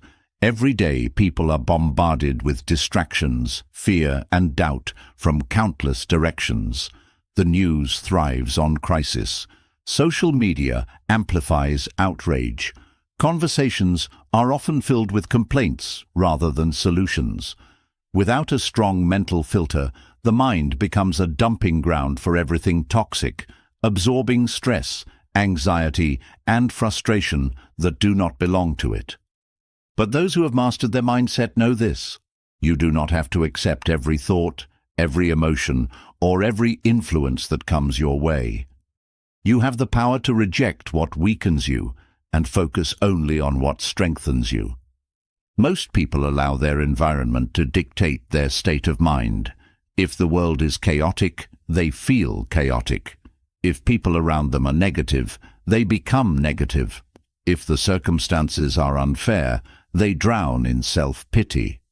But this is a passive way to live, one that hands over control of the mind to external forces. The Stoics understood that the world is unpredictable, people are flawed, and life will always have challenges, but none of that should ever determine your inner state. Strength is not found in avoiding hardship, but in choosing your response to it. The way you filter reality decides whether you live in peace or in constant turmoil. Not all problems belong to you. Not all negativity is yours to carry. Yet many people willingly pick up burdens that are not theirs, taking responsibility for other people's moods, worrying about opinions that do not matter, dwelling on things they cannot change. This mental clutter drains energy, leaving little room for clarity and focus. The key to an unshakable mindset is recognizing what deserves attention and what should be discarded. When a negative thought or influence enters the mind, there must be a conscious choice. Does this serve me, or does it weaken me? If it weakens, it is not worth holding on to. Mental discipline begins with awareness. The untrained mind operates on autopilot, absorbing whatever it encounters without question. It takes in every complaint, every insult, every piece of bad news as if it were its own. But a strong mind observes before it accepts. It does not react impulsively. It evaluates. It understands that not every thought deserves belief, not every situation deserves a reaction, and not every battle deserves to be fought. True strength is not in overpowering others, but in mastering the ability to remain unaffected by what does not serve you. Negativity is contagious. It spreads through words, emotions, and energy. Spend enough time around pessimism, and it will color your perspective. Engage in gossip, and it will train your mind to focus on faults rather than solutions. Dwell on problems, and they will grow larger in your mind. But just as negativity spreads, so does discipline. A person who trains their mind to stay composed in the face of negativity creates a force field that repels unnecessary drama and stress. They are the calm in the storm, the unmovable presence in chaos, the quiet strength in a world addicted to noise. Filtering negativity does not mean ignoring reality. It means choosing where to direct attention. Most suffering comes not from events themselves, but from the mental weight placed upon them. Two people can experience the same hardship. One crumbles under the pressure, the other emerges stronger. The difference is mindset. The weak mind focuses on what is unfair, what is out of its control, what is wrong. The strong mind focuses on solutions, on action, on what can be improved. The first mindset leads to helplessness. The second leads to power. What you consume mentally is just as important as what you consume physically. Junk food poisons the body, and mental junk poisons the mind. Complaints, distractions, and unnecessary arguments serve no purpose other than to drain focus and weaken resolve. Just as a disciplined person does not eat whatever is placed in front of them, a disciplined mind does not entertain every thought or engage in every conversation. Strength is found in selective focus, choosing to consume ideas that elevate rather than degrade, that inspire rather than exhaust. Many people make the mistake of thinking that protecting energy means isolation. They believe they must cut off everyone, avoid all conflict, and escape reality. But real strength is not found in running away. It's found in standing firm without being shaken. It's the ability to remain in the middle of negativity without letting it enter the mind. It's the power to hear an insult and feel no anger, to witness chaos and feel no panic, to face uncertainty and feel no fear. This level of control is not natural. It is built through constant awareness and deliberate training. Training the mind begins with mastering reactions. The untrained mind reacts impulsively, pulled in all directions by emotions. If someone is rude, it takes offense. If something goes wrong, it panics. If a challenge appears, it complains. But the trained mind pauses before reacting. It understands that every response is a choice. It learns to delay emotion, to see situations objectively before allowing feelings to take over. This is not suppression. It is mastery. It is the ability to observe thoughts without being controlled by them, to experience emotions without being overwhelmed by them. The strongest people are not those who are never tested, but those who remain unshaken despite endless tests. They do not expect life to be easy. They expect themselves to be strong. They do not wait for circumstances to improve. They improve themselves. They do not rely on the world to give them peace. They cultivate it within themselves. This is what makes them unstoppable. Maintaining an unshakable mindset requires daily practice. Just as physical strength fades without consistent training, mental resilience weakens without constant reinforcement. The world will not stop throwing challenges. People will not stop being difficult. Life will not stop being unpredictable. But none of these things are problems for those who have trained their minds. They meet every difficulty with composure, every obstacle with patience, every hardship with an unbreakable will. The moment you decide to take control of your mindset, everything changes. You stop being a victim of negativity and start becoming a master of perspective. You no longer absorb stress. You deflect it. You no longer react impulsively. You respond with purpose. You no longer seek happiness in external conditions. You build it from within. This is the true power of an unshakable mind. And as this strength grows, a new realization emerges. The world does not dictate inner peace. Nothing external has the power to take what is guarded with discipline. No amount of negativity can penetrate a mind that refuses to be controlled by anything other than its own will.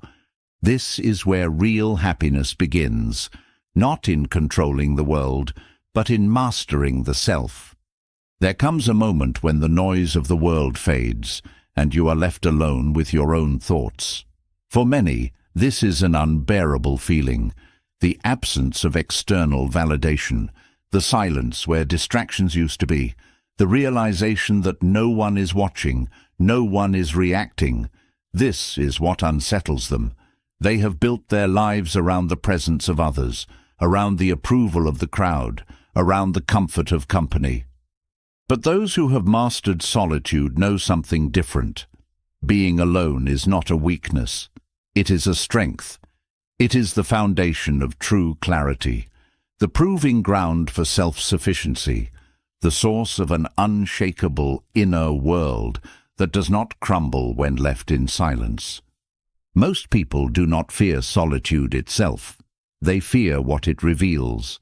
They fear confronting their own thoughts without distraction, facing their true selves without performance, seeing their insecurities without a mask to hide behind. This is why they fill every empty space with noise. They constantly check their phones, seek conversations, lose themselves in entertainment, surround themselves with people, not because they crave connection, but because they fear what they might find if they are left alone. But avoidance is not strength. A person who cannot stand to be alone has not yet built a mind they can live with. They have outsourced their happiness, made their sense of self dependent on others, handed over their inner peace to forces beyond their control. And anything dependent on the external is fragile. The Stoics understood that solitude is not isolation. It is not about cutting people off or withdrawing from the world. It is about developing the ability to be complete within oneself.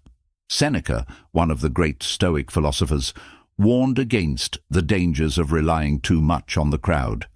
He wrote that a person who is always surrounded by others, always chasing social interaction, is never truly in control of their own mind. To him, solitude was not loneliness, but an opportunity to think clearly, to strip away illusions, to refine the self without the influence of external noise. Epictetus echoed this, teaching that true freedom comes from not being enslaved to the presence or absence of others. The person who enjoys their own company, who does not need an audience to feel valued, who does not fear the quiet moments of life, this person is truly free. Most people believe that happiness comes from relationships, from being loved, from feeling connected to others. But this is a dangerous belief, because if happiness depends on others, what happens when they leave? What happens when they change? What happens when they disappoint? The reality is, no matter how deep a connection may seem, every external relationship carries the risk of loss. People move on. They grow apart. They fail to meet expectations. If happiness is built on external attachment, then suffering becomes inevitable. But the person who finds strength in solitude is never truly alone, because their peace does not come from others. It comes from within. Learning to enjoy your own company requires a shift in mindset. Instead of seeing solitude as something to escape, it must be embraced as an opportunity to think without influence, to cultivate inner stillness, to develop a mind that does not crave distraction. Most people cannot sit in silence for even a few minutes without feeling restless. They need music, conversations, notifications, anything to keep them from facing the raw presence of their own thoughts. But those who train themselves to be comfortable in solitude gain something powerful: self-possession.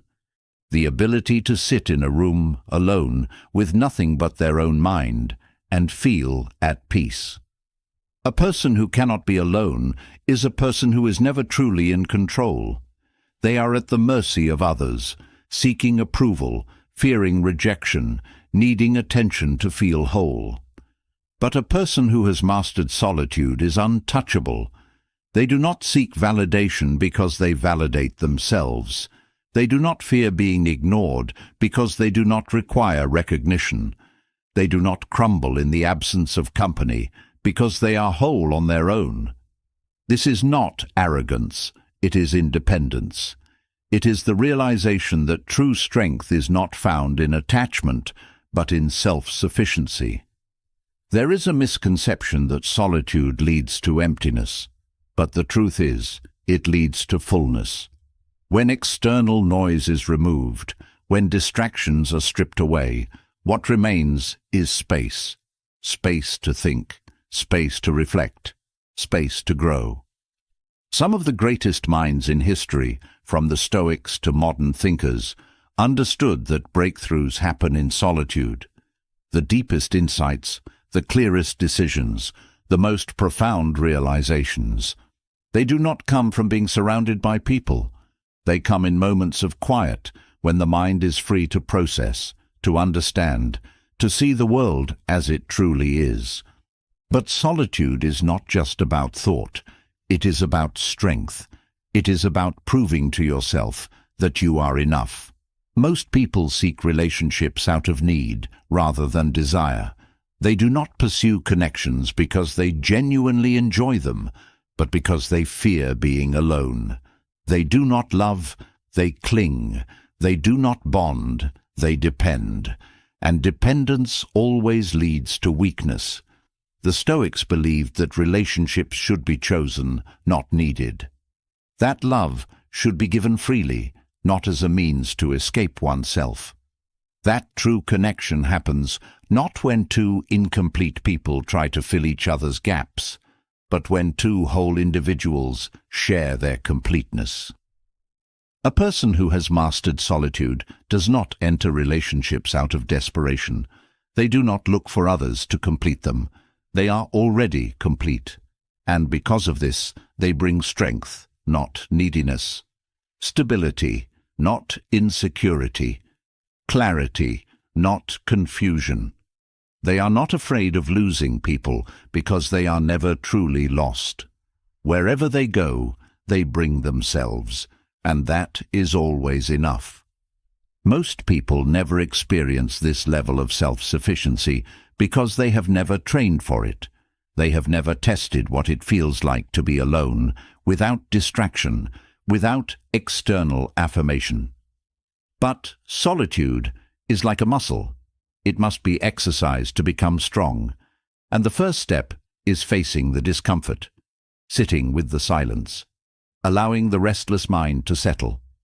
Over time, what once felt unbearable becomes a source of power.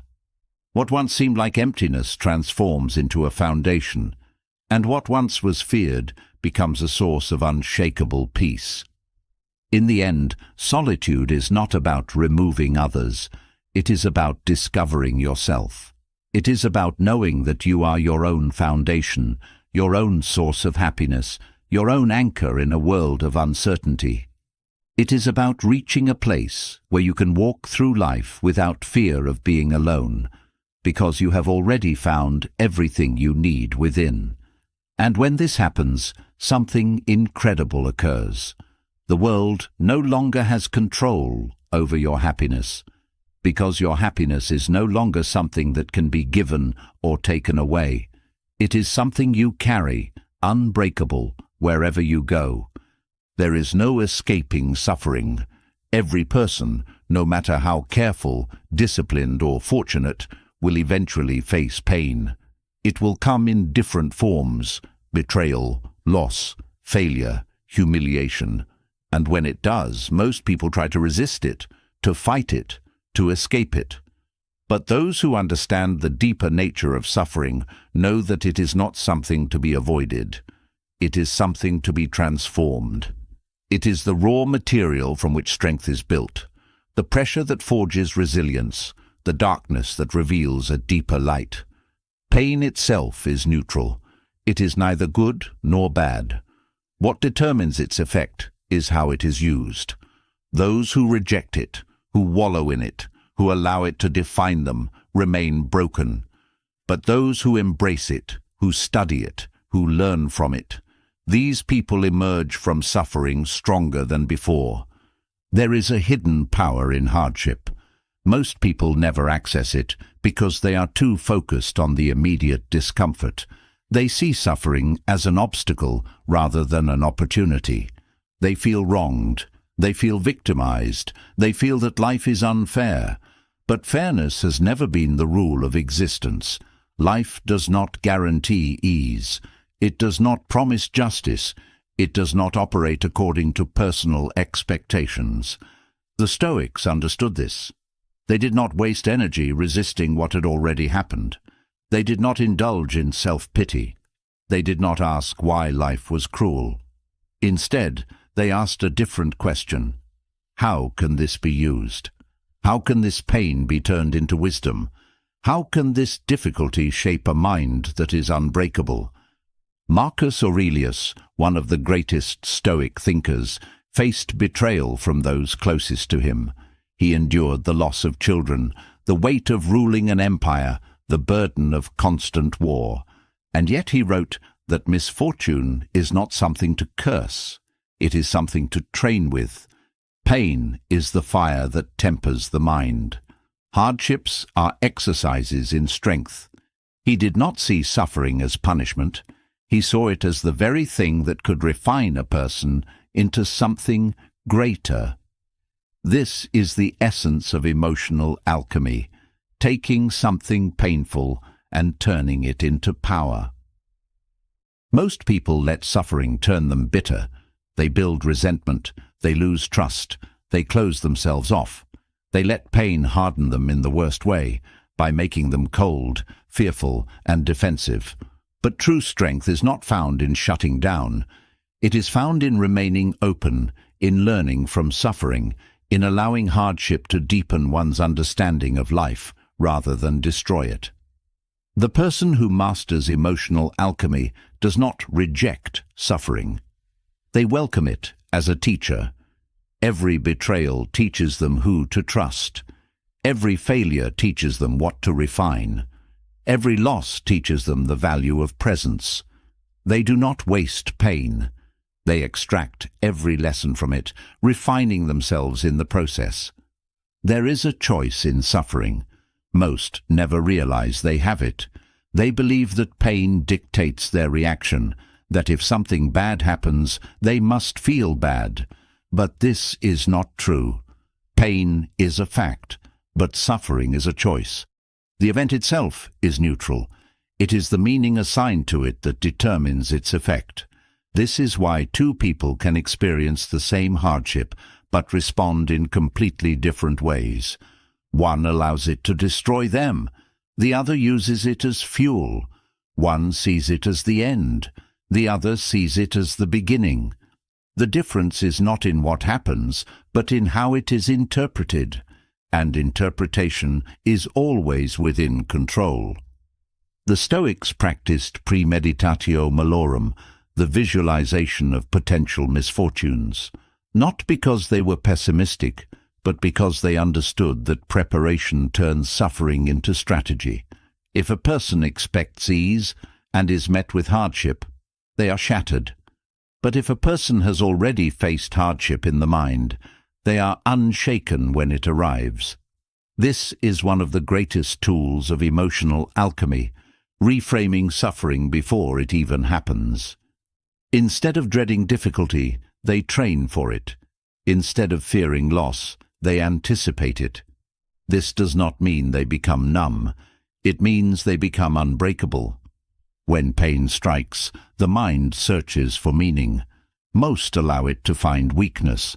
They allow their suffering to convince them that they are unlucky, that they are victims, that life is against them.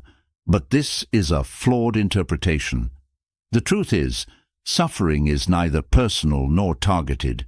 It is simply a part of existence. Those who grasp this do not waste time asking why they were chosen for hardship.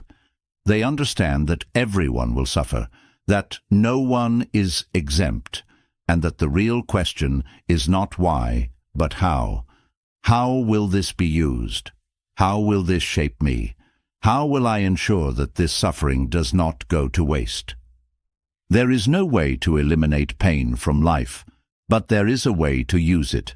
The greatest minds, the strongest spirits, the most resilient people in history, they were not formed in comfort. They were built in struggle. The weak are broken by difficulty. The strong are built by it. Those who complain about suffering remain trapped by it. Those who embrace it as a tool rise above it.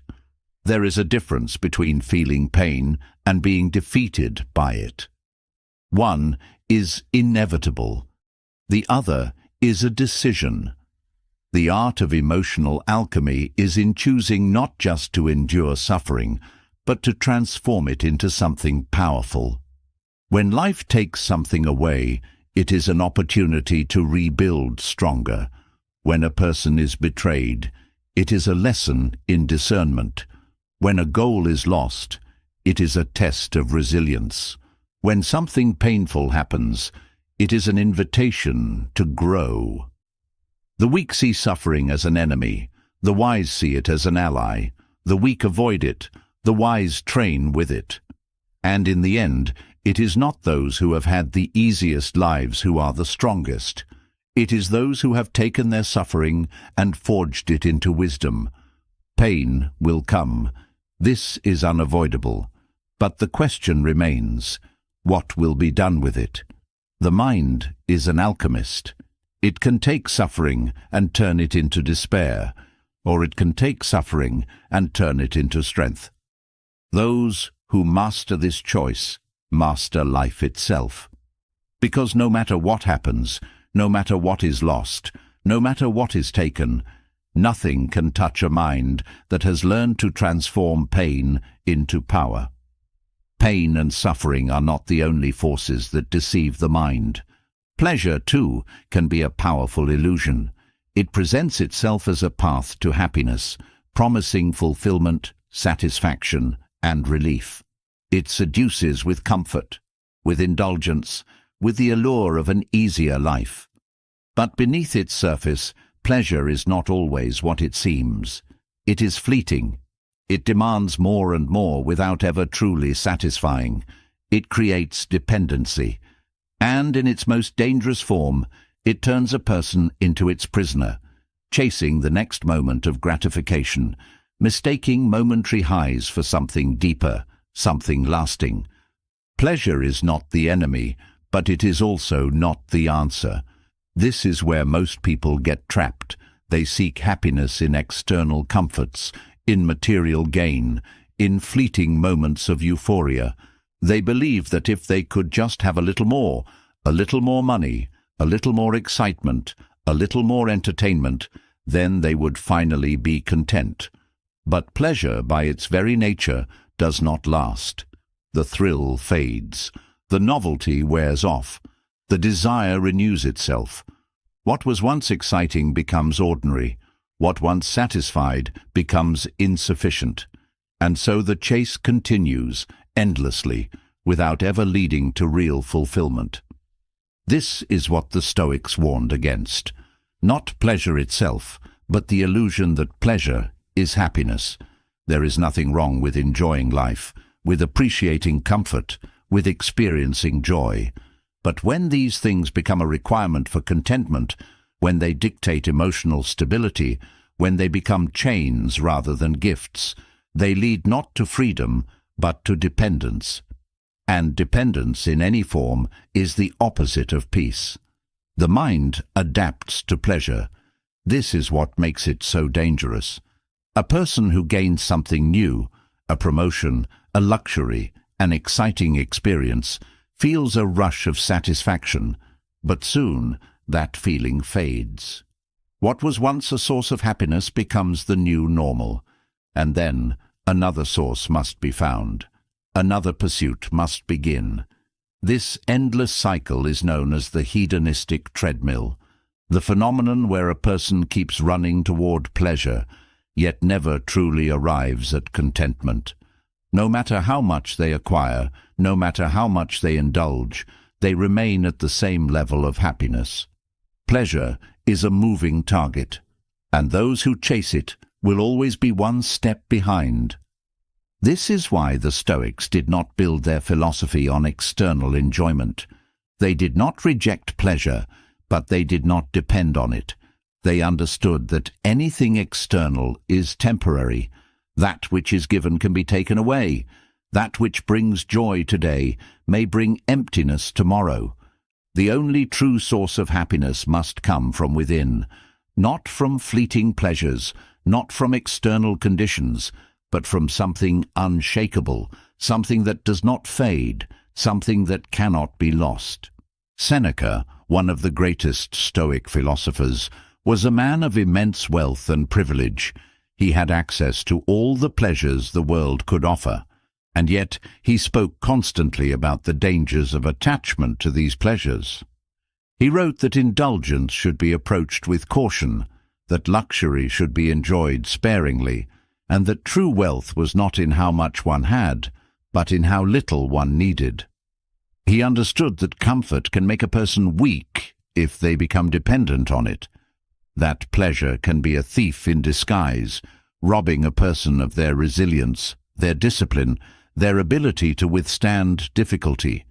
He practiced voluntary discomfort, choosing at times to live simply, to eat the most basic food, to wear the roughest clothing, so that he would never forget what truly mattered, so that he would never become a slave to comfort. It is not wrong to enjoy life. It is not wrong to appreciate pleasure. But there is a fine line between enjoyment and enslavement. A person who cannot be happy without pleasure is controlled by it. They are at its mercy. They are not free. But a person who can enjoy pleasure without needing it, who can let it come and go without losing their inner peace, this person is truly independent. This person has mastered themselves rather than being mastered by their desires. The modern world makes this even more difficult. Pleasure is everywhere. Instant gratification is the norm. At the push of a button, at the swipe of a screen, anything can be accessed. Entertainment, food, distraction, indulgence. It has never been easier to avoid discomfort, to numb pain, to escape boredom. But in this constant stimulation, something is lost. The ability to sit with silence, the ability to find contentment without external input, the ability to experience life deeply rather than merely consuming it. Many people are addicted to pleasure without even realizing it. They do not notice how restless they feel without stimulation. They do not realize how Quickly, they reach for distraction, for consumption, for the next source of entertainment. They mistake movement for progress, activity for fulfillment, indulgence for happiness. True happiness is not found in pleasure. It is found in mastery over it. It is found in the ability to experience pleasure without being controlled by it. This is what the Stoics meant by contentment, not the absence of joy, but the absence of need. A person who can remain at peace with or without pleasure, who can experience highs without craving them, who can endure discomfort without being shaken, this person is truly free. They are not bound by external conditions. They are not controlled by what they consume. They are not at the mercy of their desires. They have stepped off the hedonistic treadmill and found a deeper, more stable source of fulfillment. Pleasure is temporary.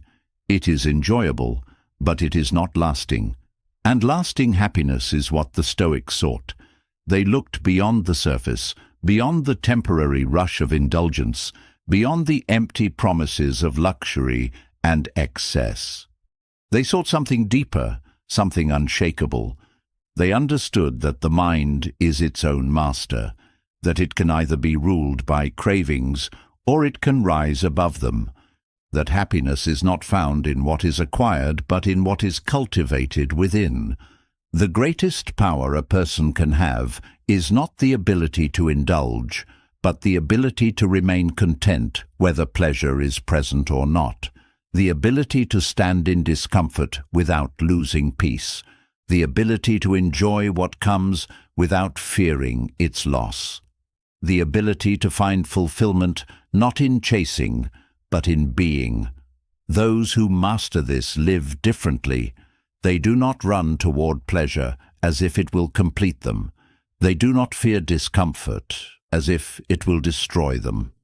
They remain steady, grounded, unshaken, because they have found what most never will, the ability to experience pleasure without being consumed by it, the ability to let go of external cravings and find something deeper, something real, something lasting. There is a fundamental truth that most people refuse to accept. The inability to say no is one of the greatest threats to inner peace. It is a slow erosion of self-respect, disguised as kindness, masked as obligation and justified as social expectation. Every time a person says yes to something they do not truly want, they trade a piece of their time, energy and freedom. They place another weight on their shoulders, another demand on their mind, another unnecessary responsibility that drains them. The world is filled with people who have built lives dictated by the expectations of others. They live in service to obligations they never agreed to. They stretch themselves thin to avoid disappointing those who take their time for granted.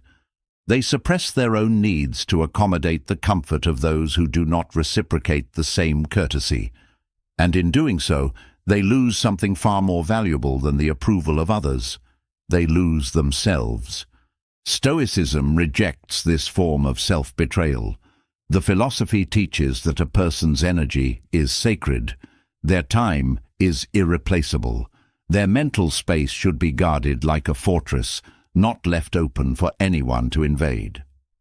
The Stoics did not advocate for isolation, nor did they encourage hostility, but they understood the difference between kindness and servitude, between generosity and self-sacrifice, between being helpful and being used. They knew that boundaries were not acts of cruelty but acts of wisdom, and they knew that a person who does not set limits will eventually find themselves exhausted, disrespected, and resentful. One of the most common reasons people struggle to say no is the fear of disappointing others. They convince themselves that rejecting a request is an act of selfishness, that refusing to comply makes them a bad person. This is the lie that keeps so many trapped in a cycle of overcommitment and emotional exhaustion. But the truth is far simpler. Saying no is not an attack. It is not an insult. It is not a betrayal. It is an act of self-preservation. It is the recognition that time is limited, that energy is finite, and that constantly stretching oneself to please others leads only to depletion. A person cannot give their best to the world if they are constantly drained by obligations they never wanted in the first place. Seneca, one of the greatest Stoic philosophers, was a man who understood the power of choice.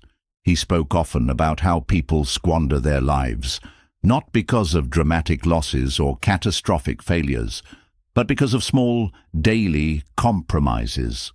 They allow themselves to be pulled in 1,000 different directions, attending to matters that do not concern them, saying yes to things that do not serve them, engaging in conversations that do not enrich them.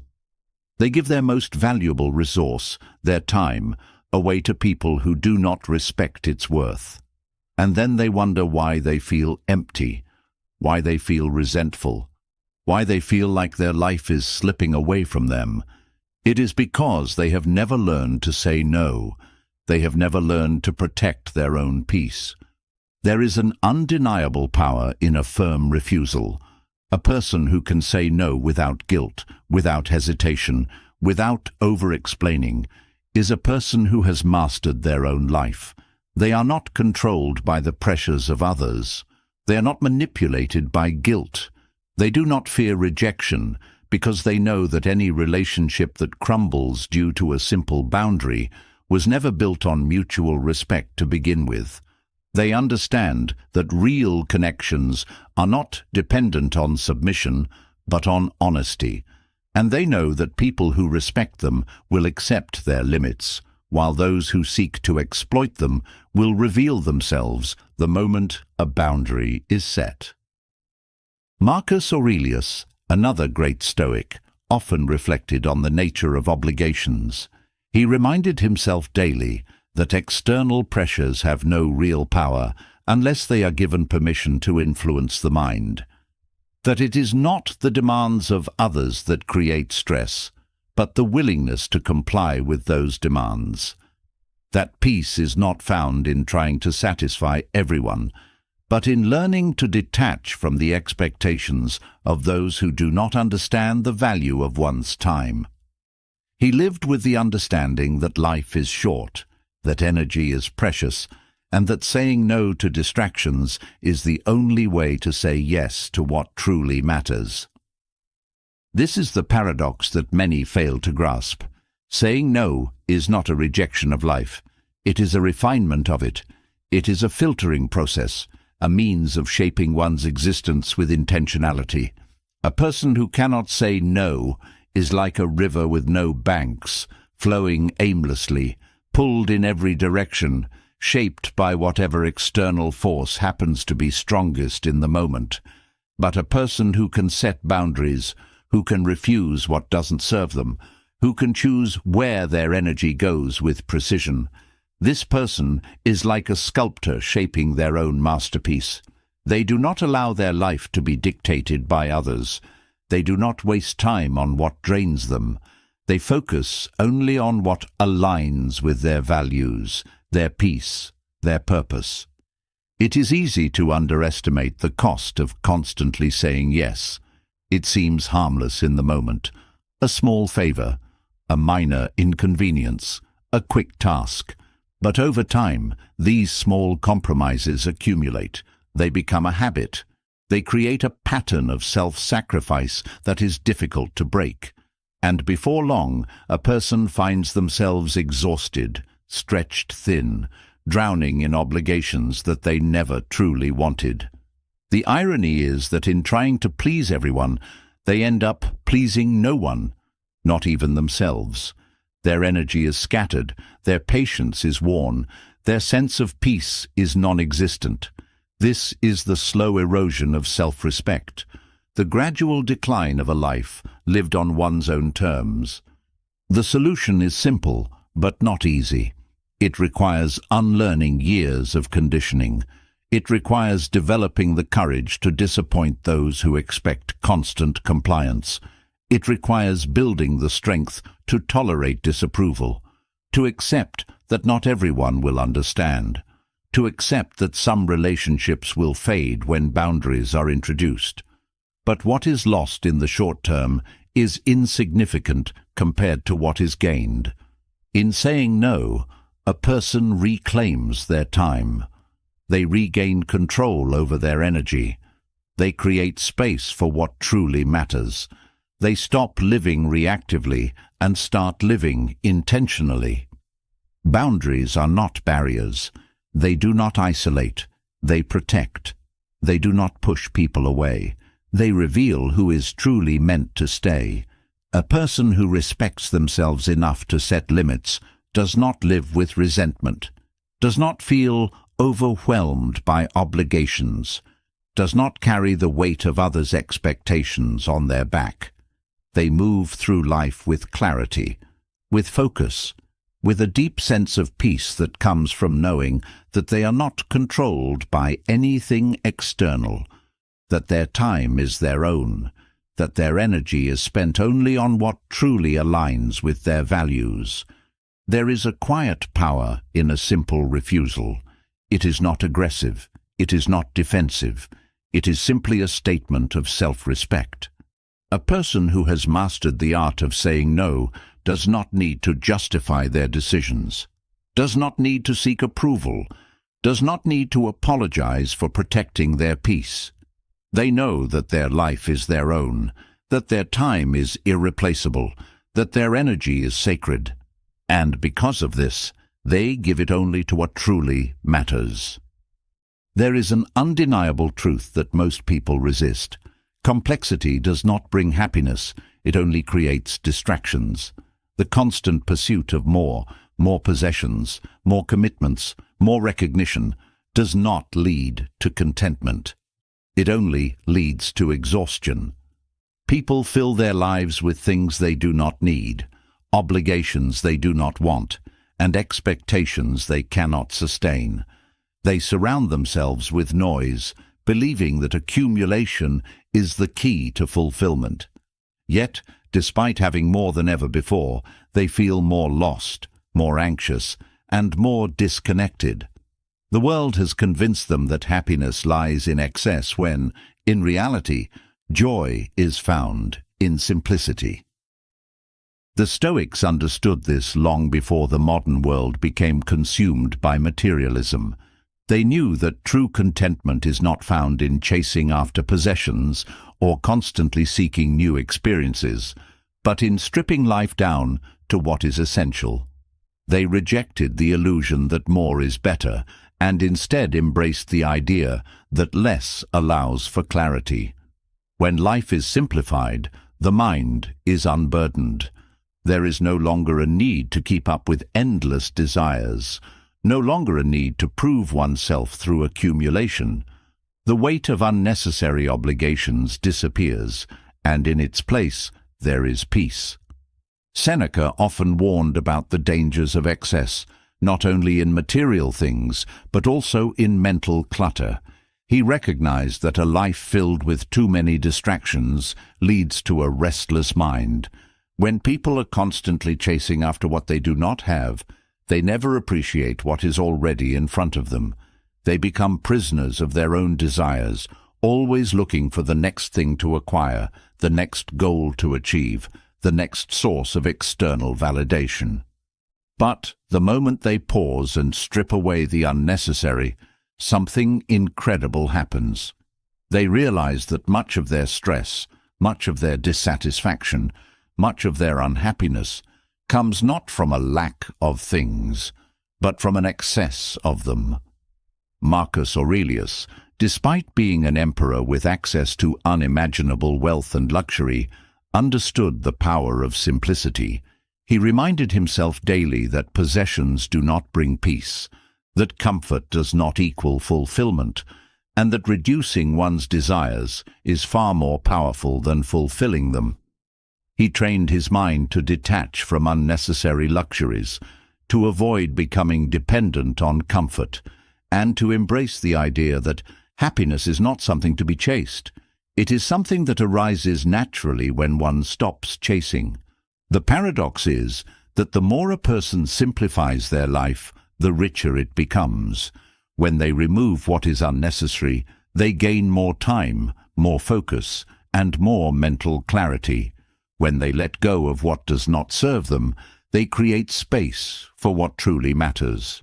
Instead of cluttering their existence with distractions, they direct their energy toward what brings genuine fulfillment, relationships built on depth rather than status, experiences that enrich the soul rather than the ego, and a sense of purpose that is not dictated by the expectations of others. There is a reason why people feel overwhelmed despite having everything they once thought they wanted. They have allowed complexity to overtake their lives. They have filled their schedules with obligations, their homes with possessions, and their minds with endless distractions. They spend their days multitasking, juggling responsibilities, and chasing after an ever-moving goalpost. And yet, at the end of the day, they feel unfulfilled. They feel drained. They feel like something is missing. That missing piece is simplicity. The modern world thrives on making people believe they need more success, more achievements, more possessions. It convinces them that if they do not constantly move forward, they are falling behind. It fuels the illusion that happiness is found in having rather than being. But the truth is that fulfillment does not come from accumulation. It comes from alignment, from removing what does not serve, from focusing only on what truly adds value, from realizing that the most important things in life are rarely things at all. To simplify life is to reclaim power over it. It is to stop being controlled by desires that do not bring lasting satisfaction.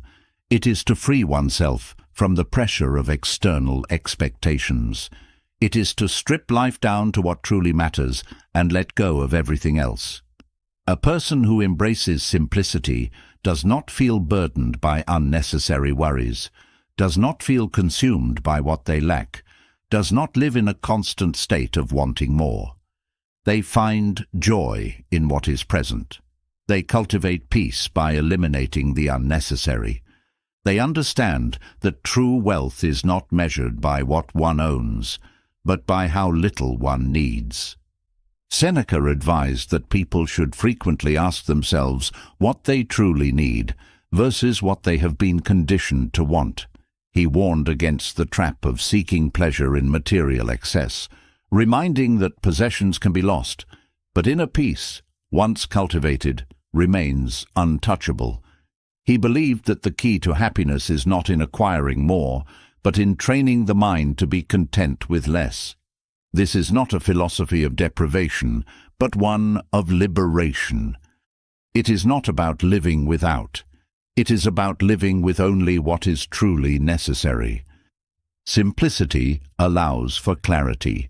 When life is not cluttered with distractions, the mind can focus. When one is not constantly reaching for the next thing, they can appreciate what is already in front of them. When obligations are reduced to what truly aligns with personal values, every action carries more meaning. It is not about doing less for the sake of doing less. It is about doing only what is essential. The Stoics saw this as the path to real freedom. One of the greatest misconceptions about simplicity is that it is restrictive. People fear that letting go of excess means giving up comfort, means losing something of value, but the opposite is true. Simplifying life does not take away, it adds. It creates space for deep connection. It allows time for true rest. It removes stress and distraction and replaces them with clarity and purpose. It shifts the focus from external markers of success to internal contentment. It turns life into something that is fully lived rather than merely managed. Marcus Aurelius urged himself to detach from anything that was not necessary for his well-being. He understood that possessions, titles, and luxuries could never replace the peace that comes from a disciplined mind. He practiced voluntary simplicity, not because he had to, but because he knew that true joy is not found in external things. It is found in a well-ordered soul. The world will always try to convince people that they need more, that they must keep accumulating, keep chasing, keep striving, but this is an illusion. A person who constantly needs more will never be satisfied. A person who cannot be content with little will not be content with much. The key to lasting joy is in the ability to appreciate life as it is, not as one wishes it to be. And this is what simplicity provides, the ability to find fulfillment in the present, to stop seeking happiness in the future, to free oneself from the endless pursuit of more. The art of a Stoic life is in recognizing that less is not a loss, it is a gain. It is the removal of distraction. It is the refinement of priorities. It is the cultivation of a mindset that is not swayed by the chaos of the world, but is rooted in the clarity of what truly matters. The person who masters this art does not feel the need to prove anything. They are not bound by comparison. They do not look to possessions to define them. They move through life with an effortless sense of peace, because they are not controlled by external forces. They are free, not because they have everything, but because they need nothing more than what they already have. There is a power so underestimated that most people dismiss it as frivolous, yet it is one of the greatest shields against suffering. It is an antidote to despair, a weapon against frustration, and a secret tool for resilience. Laughter. Not the shallow kind that masks insecurity, not the forced kind that hides discomfort, but the genuine ability to step back, see the absurdity of life, and refuse to be weighed down by what is ultimately fleeting. A mind that can laugh at its own misfortunes is a mind that refuses to be conquered.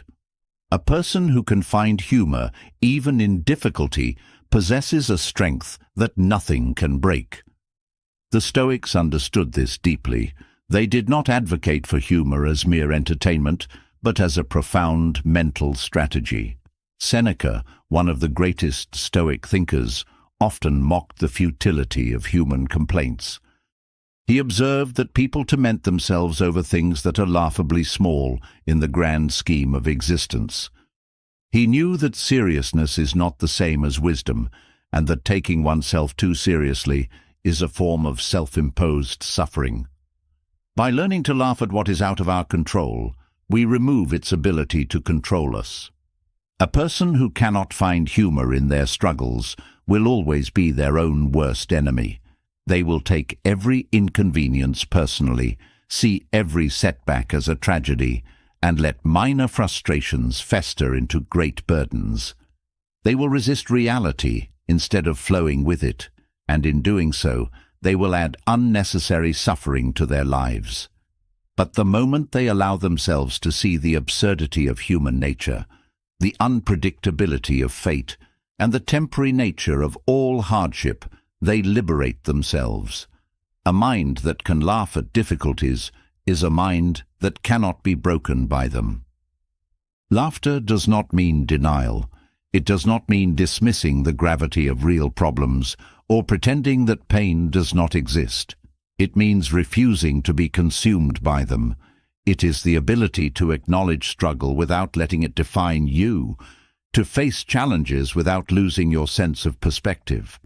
When Seneca wrote about wealth, he did not simply warn against greed. He laughed at the ridiculousness of people who believed that more money would bring them peace. He knew that the rich suffer the same anxieties as the poor, that kings toss and turn at night just as beggars do, and that those who cling desperately to their possessions are often the most miserable. The joke, as he saw it, was on those who thought happiness could be bought. Marcus Aurelius, though often portrayed as a deeply serious philosopher, also recognized the importance of perspective. He reminded himself daily that much of what disturbs people is trivial in the grand scheme of things. He did not mock human suffering, but he did mock the way people magnify their problems, treating temporary discomforts as unbearable tragedies. He saw through the illusion of permanence. He knew that what seems overwhelming today will be forgotten in a few years, or even a few weeks. And if that is true, why waste energy on unnecessary despair? Why not smile instead? Why not let go of the illusion that life must always go according to plan? The power of humor is that it shifts the weight of life. It turns frustration into amusement, anger into lightheartedness, and despair into resilience.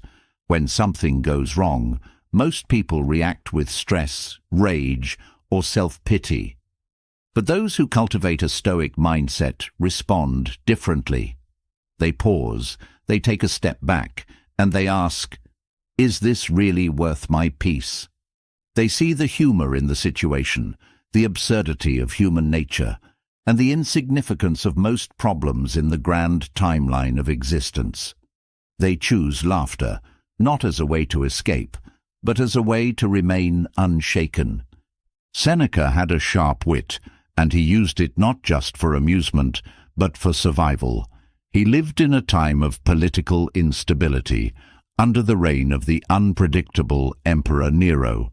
He knew what it was like to be at the mercy of forces beyond his control, to navigate a world filled with danger and uncertainty, and yet he never allowed fear to consume him. Instead, he joked about the foolishness of power-hungry men, about the way people clung to wealth as if it could save them from mortality, about the absurdity of human nature itself. His humor was not an escape. It was a weapon. It allowed him to face reality without being broken by it. People today face their own challenges, their own moments of despair, their own frustrations that seem unbearable in the moment. But what they forget is that they have a choice. They can let those struggles drain them, or they can laugh at them. They can see setbacks as tragedies, or they can see them as ridiculous bumps on a long road. They can drown in self-pity, or they can step back, see the humor in their situation, and move forward with lightness. This is not a denial of struggle. It is the ultimate acceptance of it. It is a refusal to let suffering take more than it already has. There is an old saying, "If you can laugh at it, you can survive it." And this is precisely why humor is a Stoic superpower.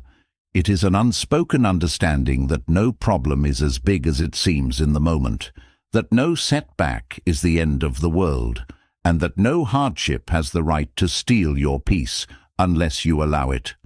People who take life too seriously make themselves prisoners of their own reactions. But those who can laugh at misfortune, who can see the absurdity of human nature, who can take a deep breath and let go instead of holding on to resentment, these are the ones who walk through life free. The world will never be perfect. There will always be obstacles, frustrations, disappointments. But humor transforms those difficulties into something lighter, something manageable. It does not change reality, but it changes how reality is experienced. It gives people the ability to move forward without the weight of unnecessary suffering. It allows them to navigate hardships without being defined by them. It turns the unpredictable chaos of life into something less intimidating. It makes the unbearable bearable. A person who learns to laugh at life is a person who cannot be controlled by it. They do not crumble under pressure. They do not let temporary difficulties turn into lifelong burdens. They understand that all things pass, that struggles come and go, and that taking everything too seriously is a recipe for misery. They do not dismiss pain, but they also do not worship it. They do not allow hardship to consume them. They simply step back, see the bigger picture, and choose to move forward with lightness. Humor is a form of strength. It is a refusal to be weighed down by what is out of one's control. It is a rejection of unnecessary suffering. It is the ability to see life for what it is: imperfect, unpredictable, sometimes frustrating, but also fleeting. And when one truly understands this, they no longer react to every setback with anger. They no longer see every problem as a catastrophe. They no longer let external chaos disrupt their inner peace. Instead, they cultivate the ability to laugh, to let go, and to keep moving forward with an unshakable mind. Seneca knew it. Marcus Aurelius knew it. The great Stoics all knew it. And those who embrace this wisdom today will find that life, even in its difficulties, becomes lighter, not because problems disappear, but because their weight no longer controls the mind. There is a silent thief that robs people of their lives, yet most never even notice. It doesn't break in loudly, it doesn't steal all at once, but moment by moment, piece by piece, it drains away time. The mind is constantly pulled away into the regrets of the past, into the anxieties of the future, into the endless distractions that make it impossible to fully experience what is right in front of them. And then, one day, they look back and wonder where it all went. They wonder how so much time passed without them ever truly living it. This is why the ability to remain in the present moment is not just a small habit. It is the very foundation of a meaningful life. Every joy, every lesson, every opportunity is found here, now. Yet most people live anywhere but here. They replay conversations that have already ended. They worry about problems that haven't even happened yet. They scroll mindlessly, filling their heads with thoughts that don't belong to them. They lose themselves in distractions, in overthinking, in a restless state that never allows them to simply be. And in doing so, they miss their own lives. The Stoics saw this problem thousands of years ago. They understood that the only true power a person has is in the present moment. The past is gone, beyond reach. The future is uncertain, unpredictable. But right now, this second, is the only place where action happens, where choices are made, where life is actually lived. Marcus Aurelius reminded himself daily that nothing outside of this moment is truly real. Seneca warned that people waste time as if they have an unlimited supply, never realizing that every wasted second is a second that can never be reclaimed. Living in the present is not just about mindfulness, it is about reclaiming control. A person who is lost in the past is a prisoner of what no longer exists. A person obsessed with the future is a slave to what has not yet happened. But a person who masters the present is free. They are not burdened by regret, not paralyzed by fear, not lost in distractions. They act with clarity, they see with focus, they engage with life fully. They are awake while others sleepwalk through their existence. Most people think they live in the present, but they do not. Their bodies may be here, but their minds are elsewhere, caught in thought loops, scrolling through endless content, planning for things that may never happen. Even in conversation, they are not truly listening, but waiting for their turn to speak. Even in moments of beauty, they are not experiencing but documenting. They are always chasing something else, always looking for more, always feeling that what is happening now is not enough. But this is a dangerous illusion. The only life they will ever have is happening now, and if they don't learn to live it, they will lose it. There is a deep peace that comes with presence. It is the ability to simply exist without resistance, to fully taste food instead of rushing through meals, to fully hear music instead of letting it fade into background noise, to fully listen to a friend instead of waiting to respond, to fully engage with whatever is in front of them instead of constantly reaching for something else. This is where fulfillment is found, not in some future achievement, not in some distant goal, but in the ability to experience the present fully. A person who trains themselves to be present develops an unshakable mind. They are not easily distracted, not easily rattled, not easily swayed by the chaos around them.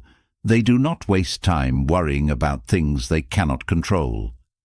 They do not live in constant comparison, measuring their lives against filtered illusions. They are deeply rooted in reality, and because of this, they move through life with a quiet power. They do not react impulsively, but respond with clarity. They do not waste energy on what does not matter, but focus on what does. They are in control of themselves, and that is the greatest power a person can have. The key to presence is awareness. Most people move through life on autopilot, repeating the same patterns, thinking the same thoughts, reacting in the same ways. They do not notice how they are living because they have never taken a step back to observe themselves. But the moment they do, everything changes. The moment they become aware of their own distractions, of their own restless mind, of their own tendency to chase the future instead of living the now, they gain the power to change it. Awareness is the first step to freedom. To develop this awareness, the Stoics practiced daily reflection. Marcus Aurelius would write in his journal, reminding himself to stay present, to let go of what he could not control, to focus only on what was real. Seneca would remind himself that time was the most precious resource, that every day should be lived as if it were the last, because one day it would be. They knew that presence was not something that happened automatically. It was something that had to be trained. Just as the body must be strengthened through exercise, the mind must be disciplined to remain in the now. One of the simplest ways to cultivate presence is to engage the senses, to fully experience what is being seen, heard, touched, tasted, smelled, to notice the details that are usually overlooked, the warmth of sunlight on the skin, the depth of a single breath, the weight of the body against a chair, the sound of footsteps on the ground. These things seem small, but they are the doorway to reality. They anchor the mind in the present, pulling it away from the endless cycle of worry and regret. They remind the person that they are alive. Another way to cultivate presence is to slow down. Most people rush through life, treating each moment as a means to an end. They eat quickly, they speak quickly, they move quickly, but in doing so, they miss everything. The Stoics taught the value of stillness, of patience, of deep engagement with life. They knew that a slow moment, fully lived, is worth more than a rushed lifetime. Slowing down does not mean doing less. It means experiencing more. Presence also means letting go of the illusion of control. Most of the anxiety that pulls people out of the present moment comes from trying to control what cannot be controlled. They worry about how others see them, about what might happen in the future, about things that are completely outside their power. But the truth is, most of life is out of control. The only thing a person can truly govern is their own mind, their own actions, their own responses. And when they learn to let go of everything else, they gain a peace that nothing can shake. A person who lives in the present does not waste time chasing happiness because they know it is already here. They do not postpone joy, waiting for some future moment to be enough. They do not tell themselves, "I will be happy when I achieve this, when I buy that, when I reach that goal." They know that if they cannot find fulfillment now, they will not find it later. They know that the greatest mistake a person can make is waiting to live. This is why presence is the ultimate key to happiness. It removes the need for external validation. It breaks the cycle of never-ending desire. It allows a person to experience life fully, without the mental clutter that weighs most people down. It turns small moments into profound experiences. It transforms ordinary days into something extraordinary. It gives the power to actually live instead of just existing. The world is filled with distractions, with things designed to pull attention away from the present moment. But those who master presence master life itself. They are not controlled by the past, not consumed by the future, not lost in endless worry. They are fully here, fully engaged, fully alive. And in that, they find a joy that no amount of chasing could ever bring. There is a moment in every life when something cherished is taken away. A person, an opportunity, a sense of certainty. Gone, often without warning, often before one is ready to let go. The mind resists, grasping at what no longer exists, aching for what cannot return. This is the weight of loss. It is the sharp realization that life moves forward, regardless of whether one is prepared. And for many, it feels unbearable. Yet the truth is undeniable. Nothing lasts. Every moment dissolves into the next. Every person will one day part ways. Every possession will one day belong to someone else. Every phase of life will eventually end. But despite knowing this, people still resist. They cling. They grieve not only for what has been lost, but for the illusion that anything was ever permanent to begin with. The pain of loss is not just in the absence, it is in the refusal to accept the nature of life itself. The Stoics faced this reality head-on. They did not shy away from it, did not sugarcoat it, did not tell themselves comforting lies. They saw life for what it was, a constant unfolding, a series of changes, an unbroken chain of moments that could never be held in place. And in that understanding, they found peace. Because when one stops resisting change, they stop suffering from it. When one embraces impermanence, they stop fearing it. This is not about becoming numb. It is not about pretending loss does not hurt. It is about learning to live in harmony with the truth rather than against it. Marcus Aurelius reminded himself daily that everything he loved would one day be gone, not to make himself miserable, but to make himself grateful. Seneca wrote about loss not as a tragedy, but as an inevitability to be met with strength. Epictetus taught that attachment to anything external was a guarantee of suffering, because sooner or later everything external would be taken away. The key to dealing with loss is understanding that nothing was ever truly yours to begin with. A person does not own their loved ones, they are simply fortunate to share time with them.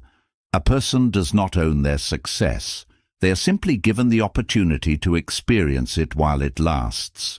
A person does not own stability, because stability is nothing more than a temporary illusion. Everything borrowed from life must one day be returned. Those who refuse to accept this spend their days grasping at smoke. Many people resist this idea because they believe acceptance means indifference, but the opposite is true. When one accepts that nothing lasts, they cherish everything more. They no longer take people for granted, no longer waste time, no longer assume they have forever. They love fully, without hesitation, because they understand that love is not about possession, but appreciation. They enjoy moments deeply, because they know moments do not repeat. They live in such a way that when loss comes, they do not crumble under regret, but meet it with the quiet understanding that nothing was ever promised. Loss does not have to be the end. It can be a beginning. If everything is always changing, then even the hardest moments are not permanent. The grief that feels overwhelming will not last forever. The emptiness left behind will eventually be filled with something new. Life does not stop simply because one chapter closes. It continues, unfolds, surprises. And those who embrace change rather than resist it find that loss, rather than breaking them, becomes a source of transformation. This is why the Stoics trained themselves to expect loss, not with dread, but with calm preparation. They practiced detachment, not because they wished to avoid love, but because they wished to love freely, without fear. They reminded themselves daily that they were not in control of the universe, only of their own minds. And a mind that accepts change is a mind that cannot be shaken by it. The greatest mistake is to believe that security comes from holding on. True security comes from letting go. When a person no longer fears loss, they are no longer controlled by it. When a person stops resisting the inevitable, they gain a freedom that cannot be taken away. And in that freedom, they find the ability to move forward, to live fully, to face whatever comes with strength rather than sorrow. This is not easy. It requires a shift in how one sees the world. It requires a willingness to step beyond comfort and into reality. But those who do will find that loss, while painful, is not the enemy. It is a teacher. It strips away illusions. It reveals what truly matters. It reminds one that every moment is precious precisely because it cannot be kept. And once a person truly understands this, they stop wasting time. They stop hesitating. They stop living as if they have forever, because they know they do not. And in that knowledge, they finally start living as they were meant to, fully, deeply, without fear. Loss strips away illusions. It forces a person to see life as it truly is, uncertain, ever-changing, beyond control. But in that realization, something powerful emerges, the awareness that while one cannot dictate the course of external events, they can master their response to them. This is where true power lies, not in preventing change, but in developing the inner strength to remain unshaken by it. And this strength is built on a foundation deeper than fleeting emotions, momentary pleasures, or external achievements. It is built on virtue. The world misleads people into thinking happiness is something to chase, something to acquire. It tells them that wealth, status, and comfort will bring peace. That admiration from others will fill the emptiness inside. That once the perfect circumstances align, life will finally feel whole. But the Stoics understood that this is a lie. Nothing external can guarantee happiness, because everything external is unstable. A person who builds their happiness on possessions, reputation, or circumstances is like someone building a house on shifting sand. The foundation will crumble, and with it, their sense of peace. True happiness is not found in what one owns, achieves, or gains. It is found in who they are. It is found in the character they cultivate, the principles they live by, the strength they develop through discipline and integrity. Virtue is not just an abstract ideal. It is the key to lasting fulfillment. A person who acts with courage, honesty, and wisdom does not need to rely on external validation, because their peace comes from within. They are not at the mercy of fortune, because they have built something that cannot be taken away. Integrity is the foundation of this strength. A person who compromises their values for temporary gain may find success, but they will not find peace. The mind knows when it has betrayed itself. It knows when it has acted in ways that contradict what is right. and no amount of external achievement can silence the inner unrest that comes from dishonesty, hypocrisy, or weakness. Integrity is the anchor that keeps a person steady, no matter the chaos around them. It is what allows them to look in the mirror without shame, to face the world without fear, to walk through life with a sense of unshakable confidence. Those who live with integrity do not need approval from others, because they have already gained the approval of the only person that matters, themselves. Courage is the force that allows integrity to stand firm. It is easy to live by one's values when there is no opposition, no temptation, no risk. But life does not work that way. There will always be pressure to conform, to take the easy road, to compromise what is right for what is convenient. Without courage, even the strongest convictions collapse under fear. But those who cultivate courage refuse to be ruled by fear. They understand that difficulty is not a reason to abandon virtue. It is the test that proves it. A person who has courage does not waver when others doubt them, does not break when challenges arise, does not shrink back when faced with uncertainty. They stand firm, not because they are never afraid, but because they refuse to let fear dictate their actions. And in that strength, they find peace. Wisdom is what ensures that courage and integrity are not wasted on meaningless pursuits. Many people act with confidence, but in the wrong direction. They chase goals that do not truly matter, fight battles that are not worth fighting, sacrifice things of real value for temporary satisfaction. Wisdom is what allows a person to step back, to see clearly, to understand what is truly important. It is what prevents them from being ruled by impulse, from wasting their energy on things that do not align with their highest values. A person who has wisdom does not need to be constantly chasing, constantly striving, constantly seeking more. They recognize what is enough. They know when to act and when to let go, and because of that, they are never at war with themselves. Aligning daily actions with virtue is not a matter of grand gestures or dramatic transformations.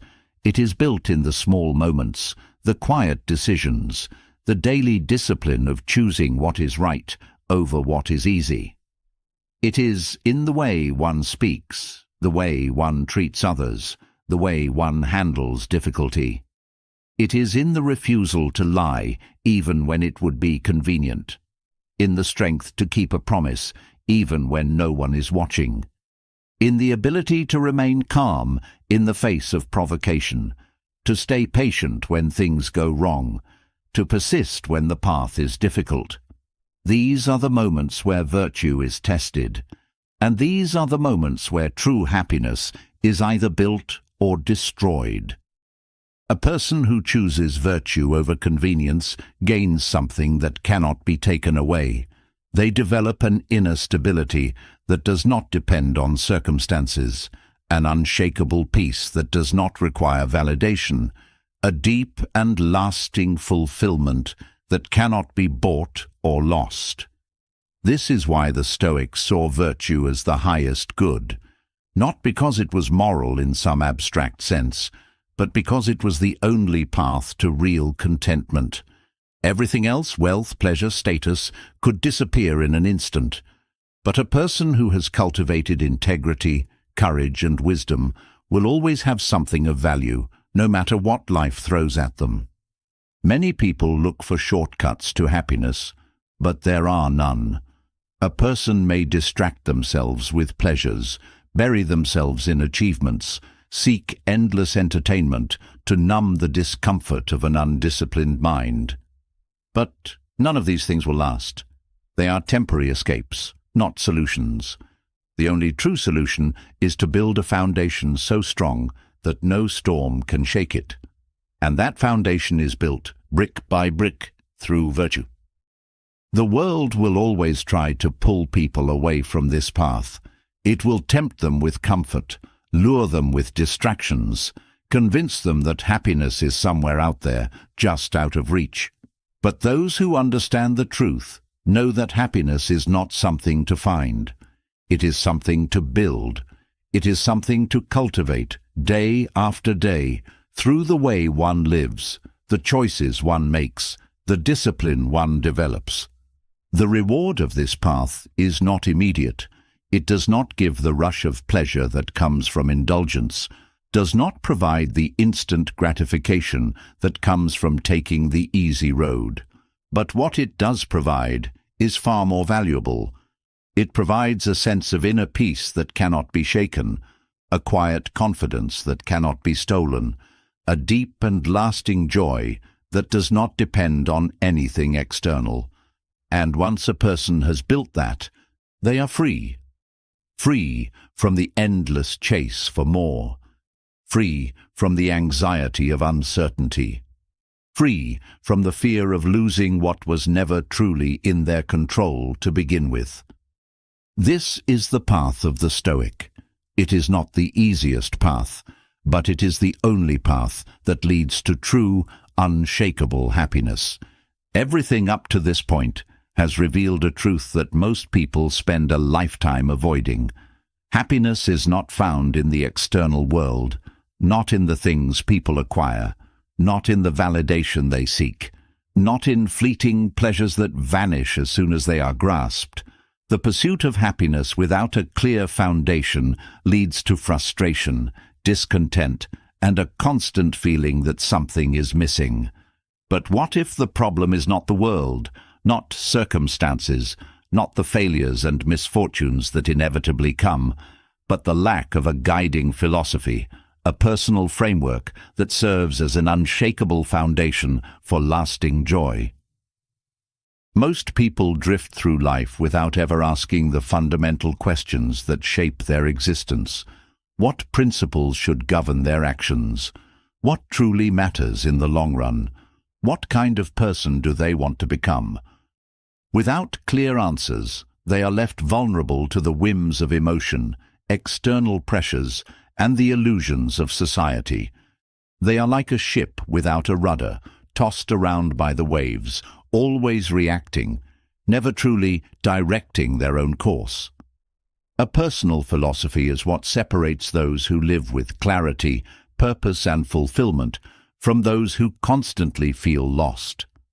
Building a personal life philosophy is not about adopting rigid beliefs or forcing oneself into a strict set of rules.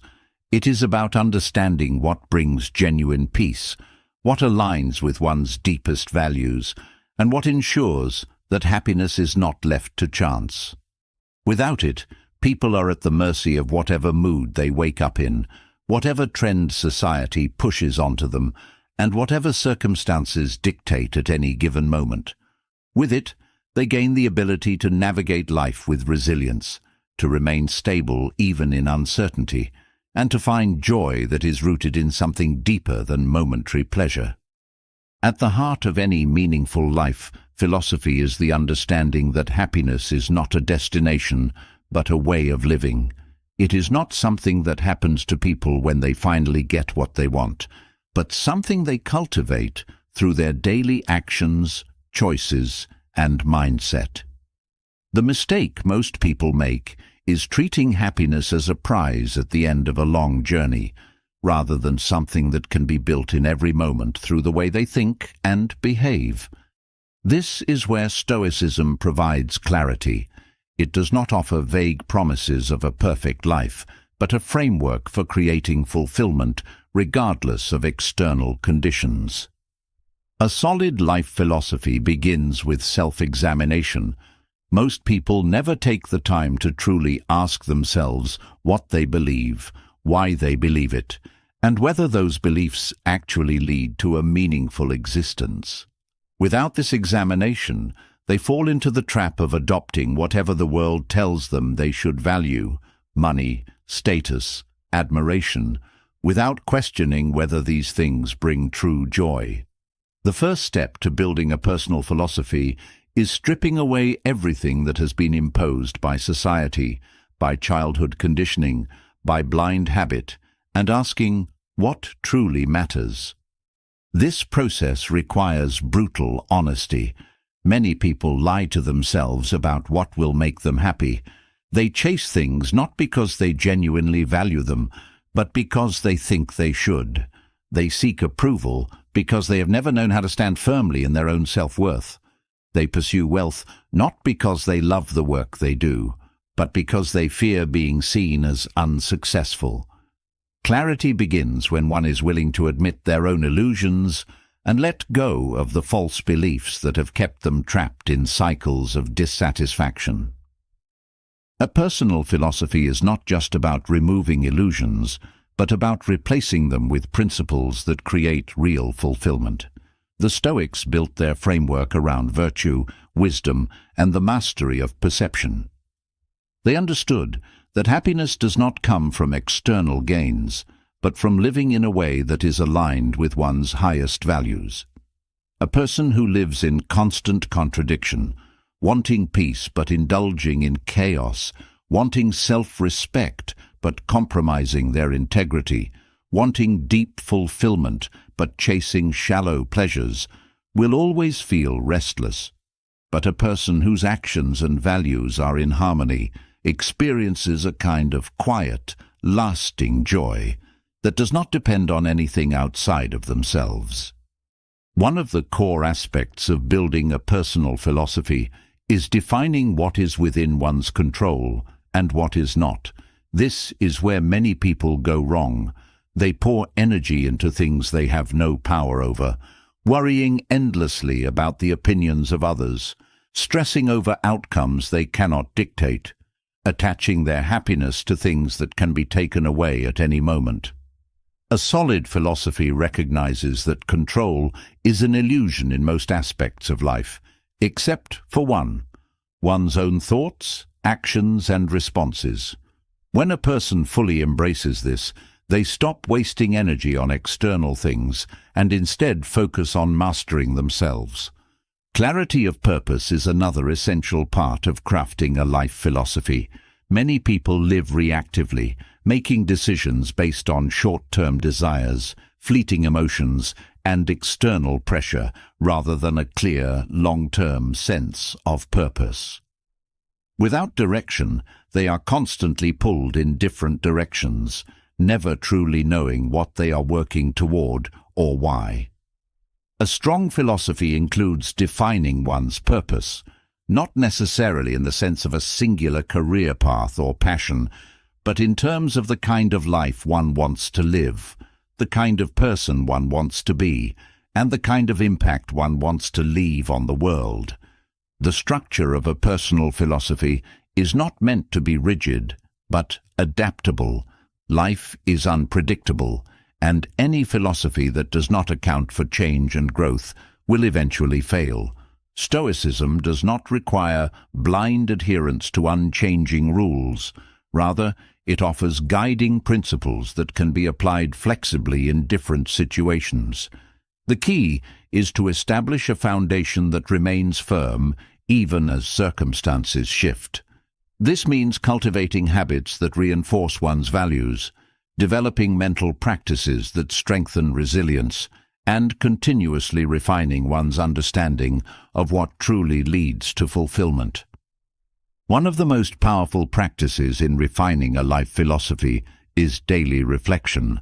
Marcus Aurelius journaled each night, not to record events, but to examine his thoughts, actions, and where he had succeeded or failed in living according to his values. This is not a practice of self-judgment, but of self-improvement. When a person takes time each day to ask themselves whether they acted with integrity, whether they responded with wisdom, whether they remained in control of their emotions, they create the awareness necessary to stay aligned with their philosophy. Without reflection, it is easy to drift, to fall back into old habits, to lose sight of the principles that were once so clear. A philosophy is only as strong as the actions that support it. It is easy to claim to value patience, but lose one's temper over small inconveniences. It is easy to say that integrity is important, but compromise on honesty when it becomes inconvenient.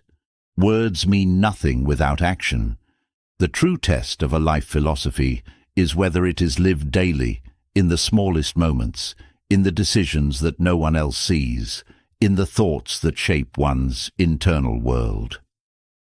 A person whose actions and philosophy are in alignment does not feel conflicted, does not experience the dissonance that comes from living in contradiction. They experience something rare in the modern world: inner peace. Happiness is not something that just happens. It is cultivated, built intentionally through the choices one makes each day. It is not found in any single achievement or possession, but in the way one moves through life, in the way one perceives challenges, in the way one treats others and themselves. A person without a philosophy is easily swayed, easily disturbed, easily controlled by forces outside themselves. A person with a clear philosophy, grounded in wisdom and virtue, is unshakable. At the core of all of this is one simple truth. Happiness is not about what one has, but about how one lives. When a person builds a framework rooted in integrity, courage, and self-mastery, they are no longer dependent on external circumstances for their joy. They do not need to chase, to grasp, to endlessly seek. They simply live in accordance with their highest values, and in doing so, they find something more powerful than momentary pleasure. They find true, lasting fulfillment. Happiness has never been about chasing, grasping, or endlessly seeking more. It has always been about mastering what is within, shaping the mind, and aligning daily actions with timeless principles. The Stoics understood what so many today ignore. Lasting happiness is not found in wealth, approval, or fleeting pleasures. It is cultivated through discipline, wisdom, gratitude, and an unshakable mindset that remains steady in the face of life's storms. You now hold the keys to something most people spend their lives searching for, but never truly grasp. You know how to detach from what you cannot control, how to transform pain into wisdom, how to build a personal philosophy that serves as a fortress against chaos. You understand that simplicity brings clarity, that laughter is a form of resilience, that boundaries are not walls, but gateways to inner peace. And most importantly, you now know that true happiness is not given. It is built, moment by moment, through the choices you make every single day. Now, it's time to turn knowledge into action. Which of these Stoic insights resonated with you the most? What is the one principle you're going to start applying today? Leave a comment below. I'd love to hear your thoughts and insights. And if you found value in this, make sure to subscribe to the channel for more wisdom that will challenge your perspective and elevate your life. Because the pursuit of true happiness is not a destination. It's a lifelong practice. Keep growing, keep learning, and most of all, keep mastering your mind.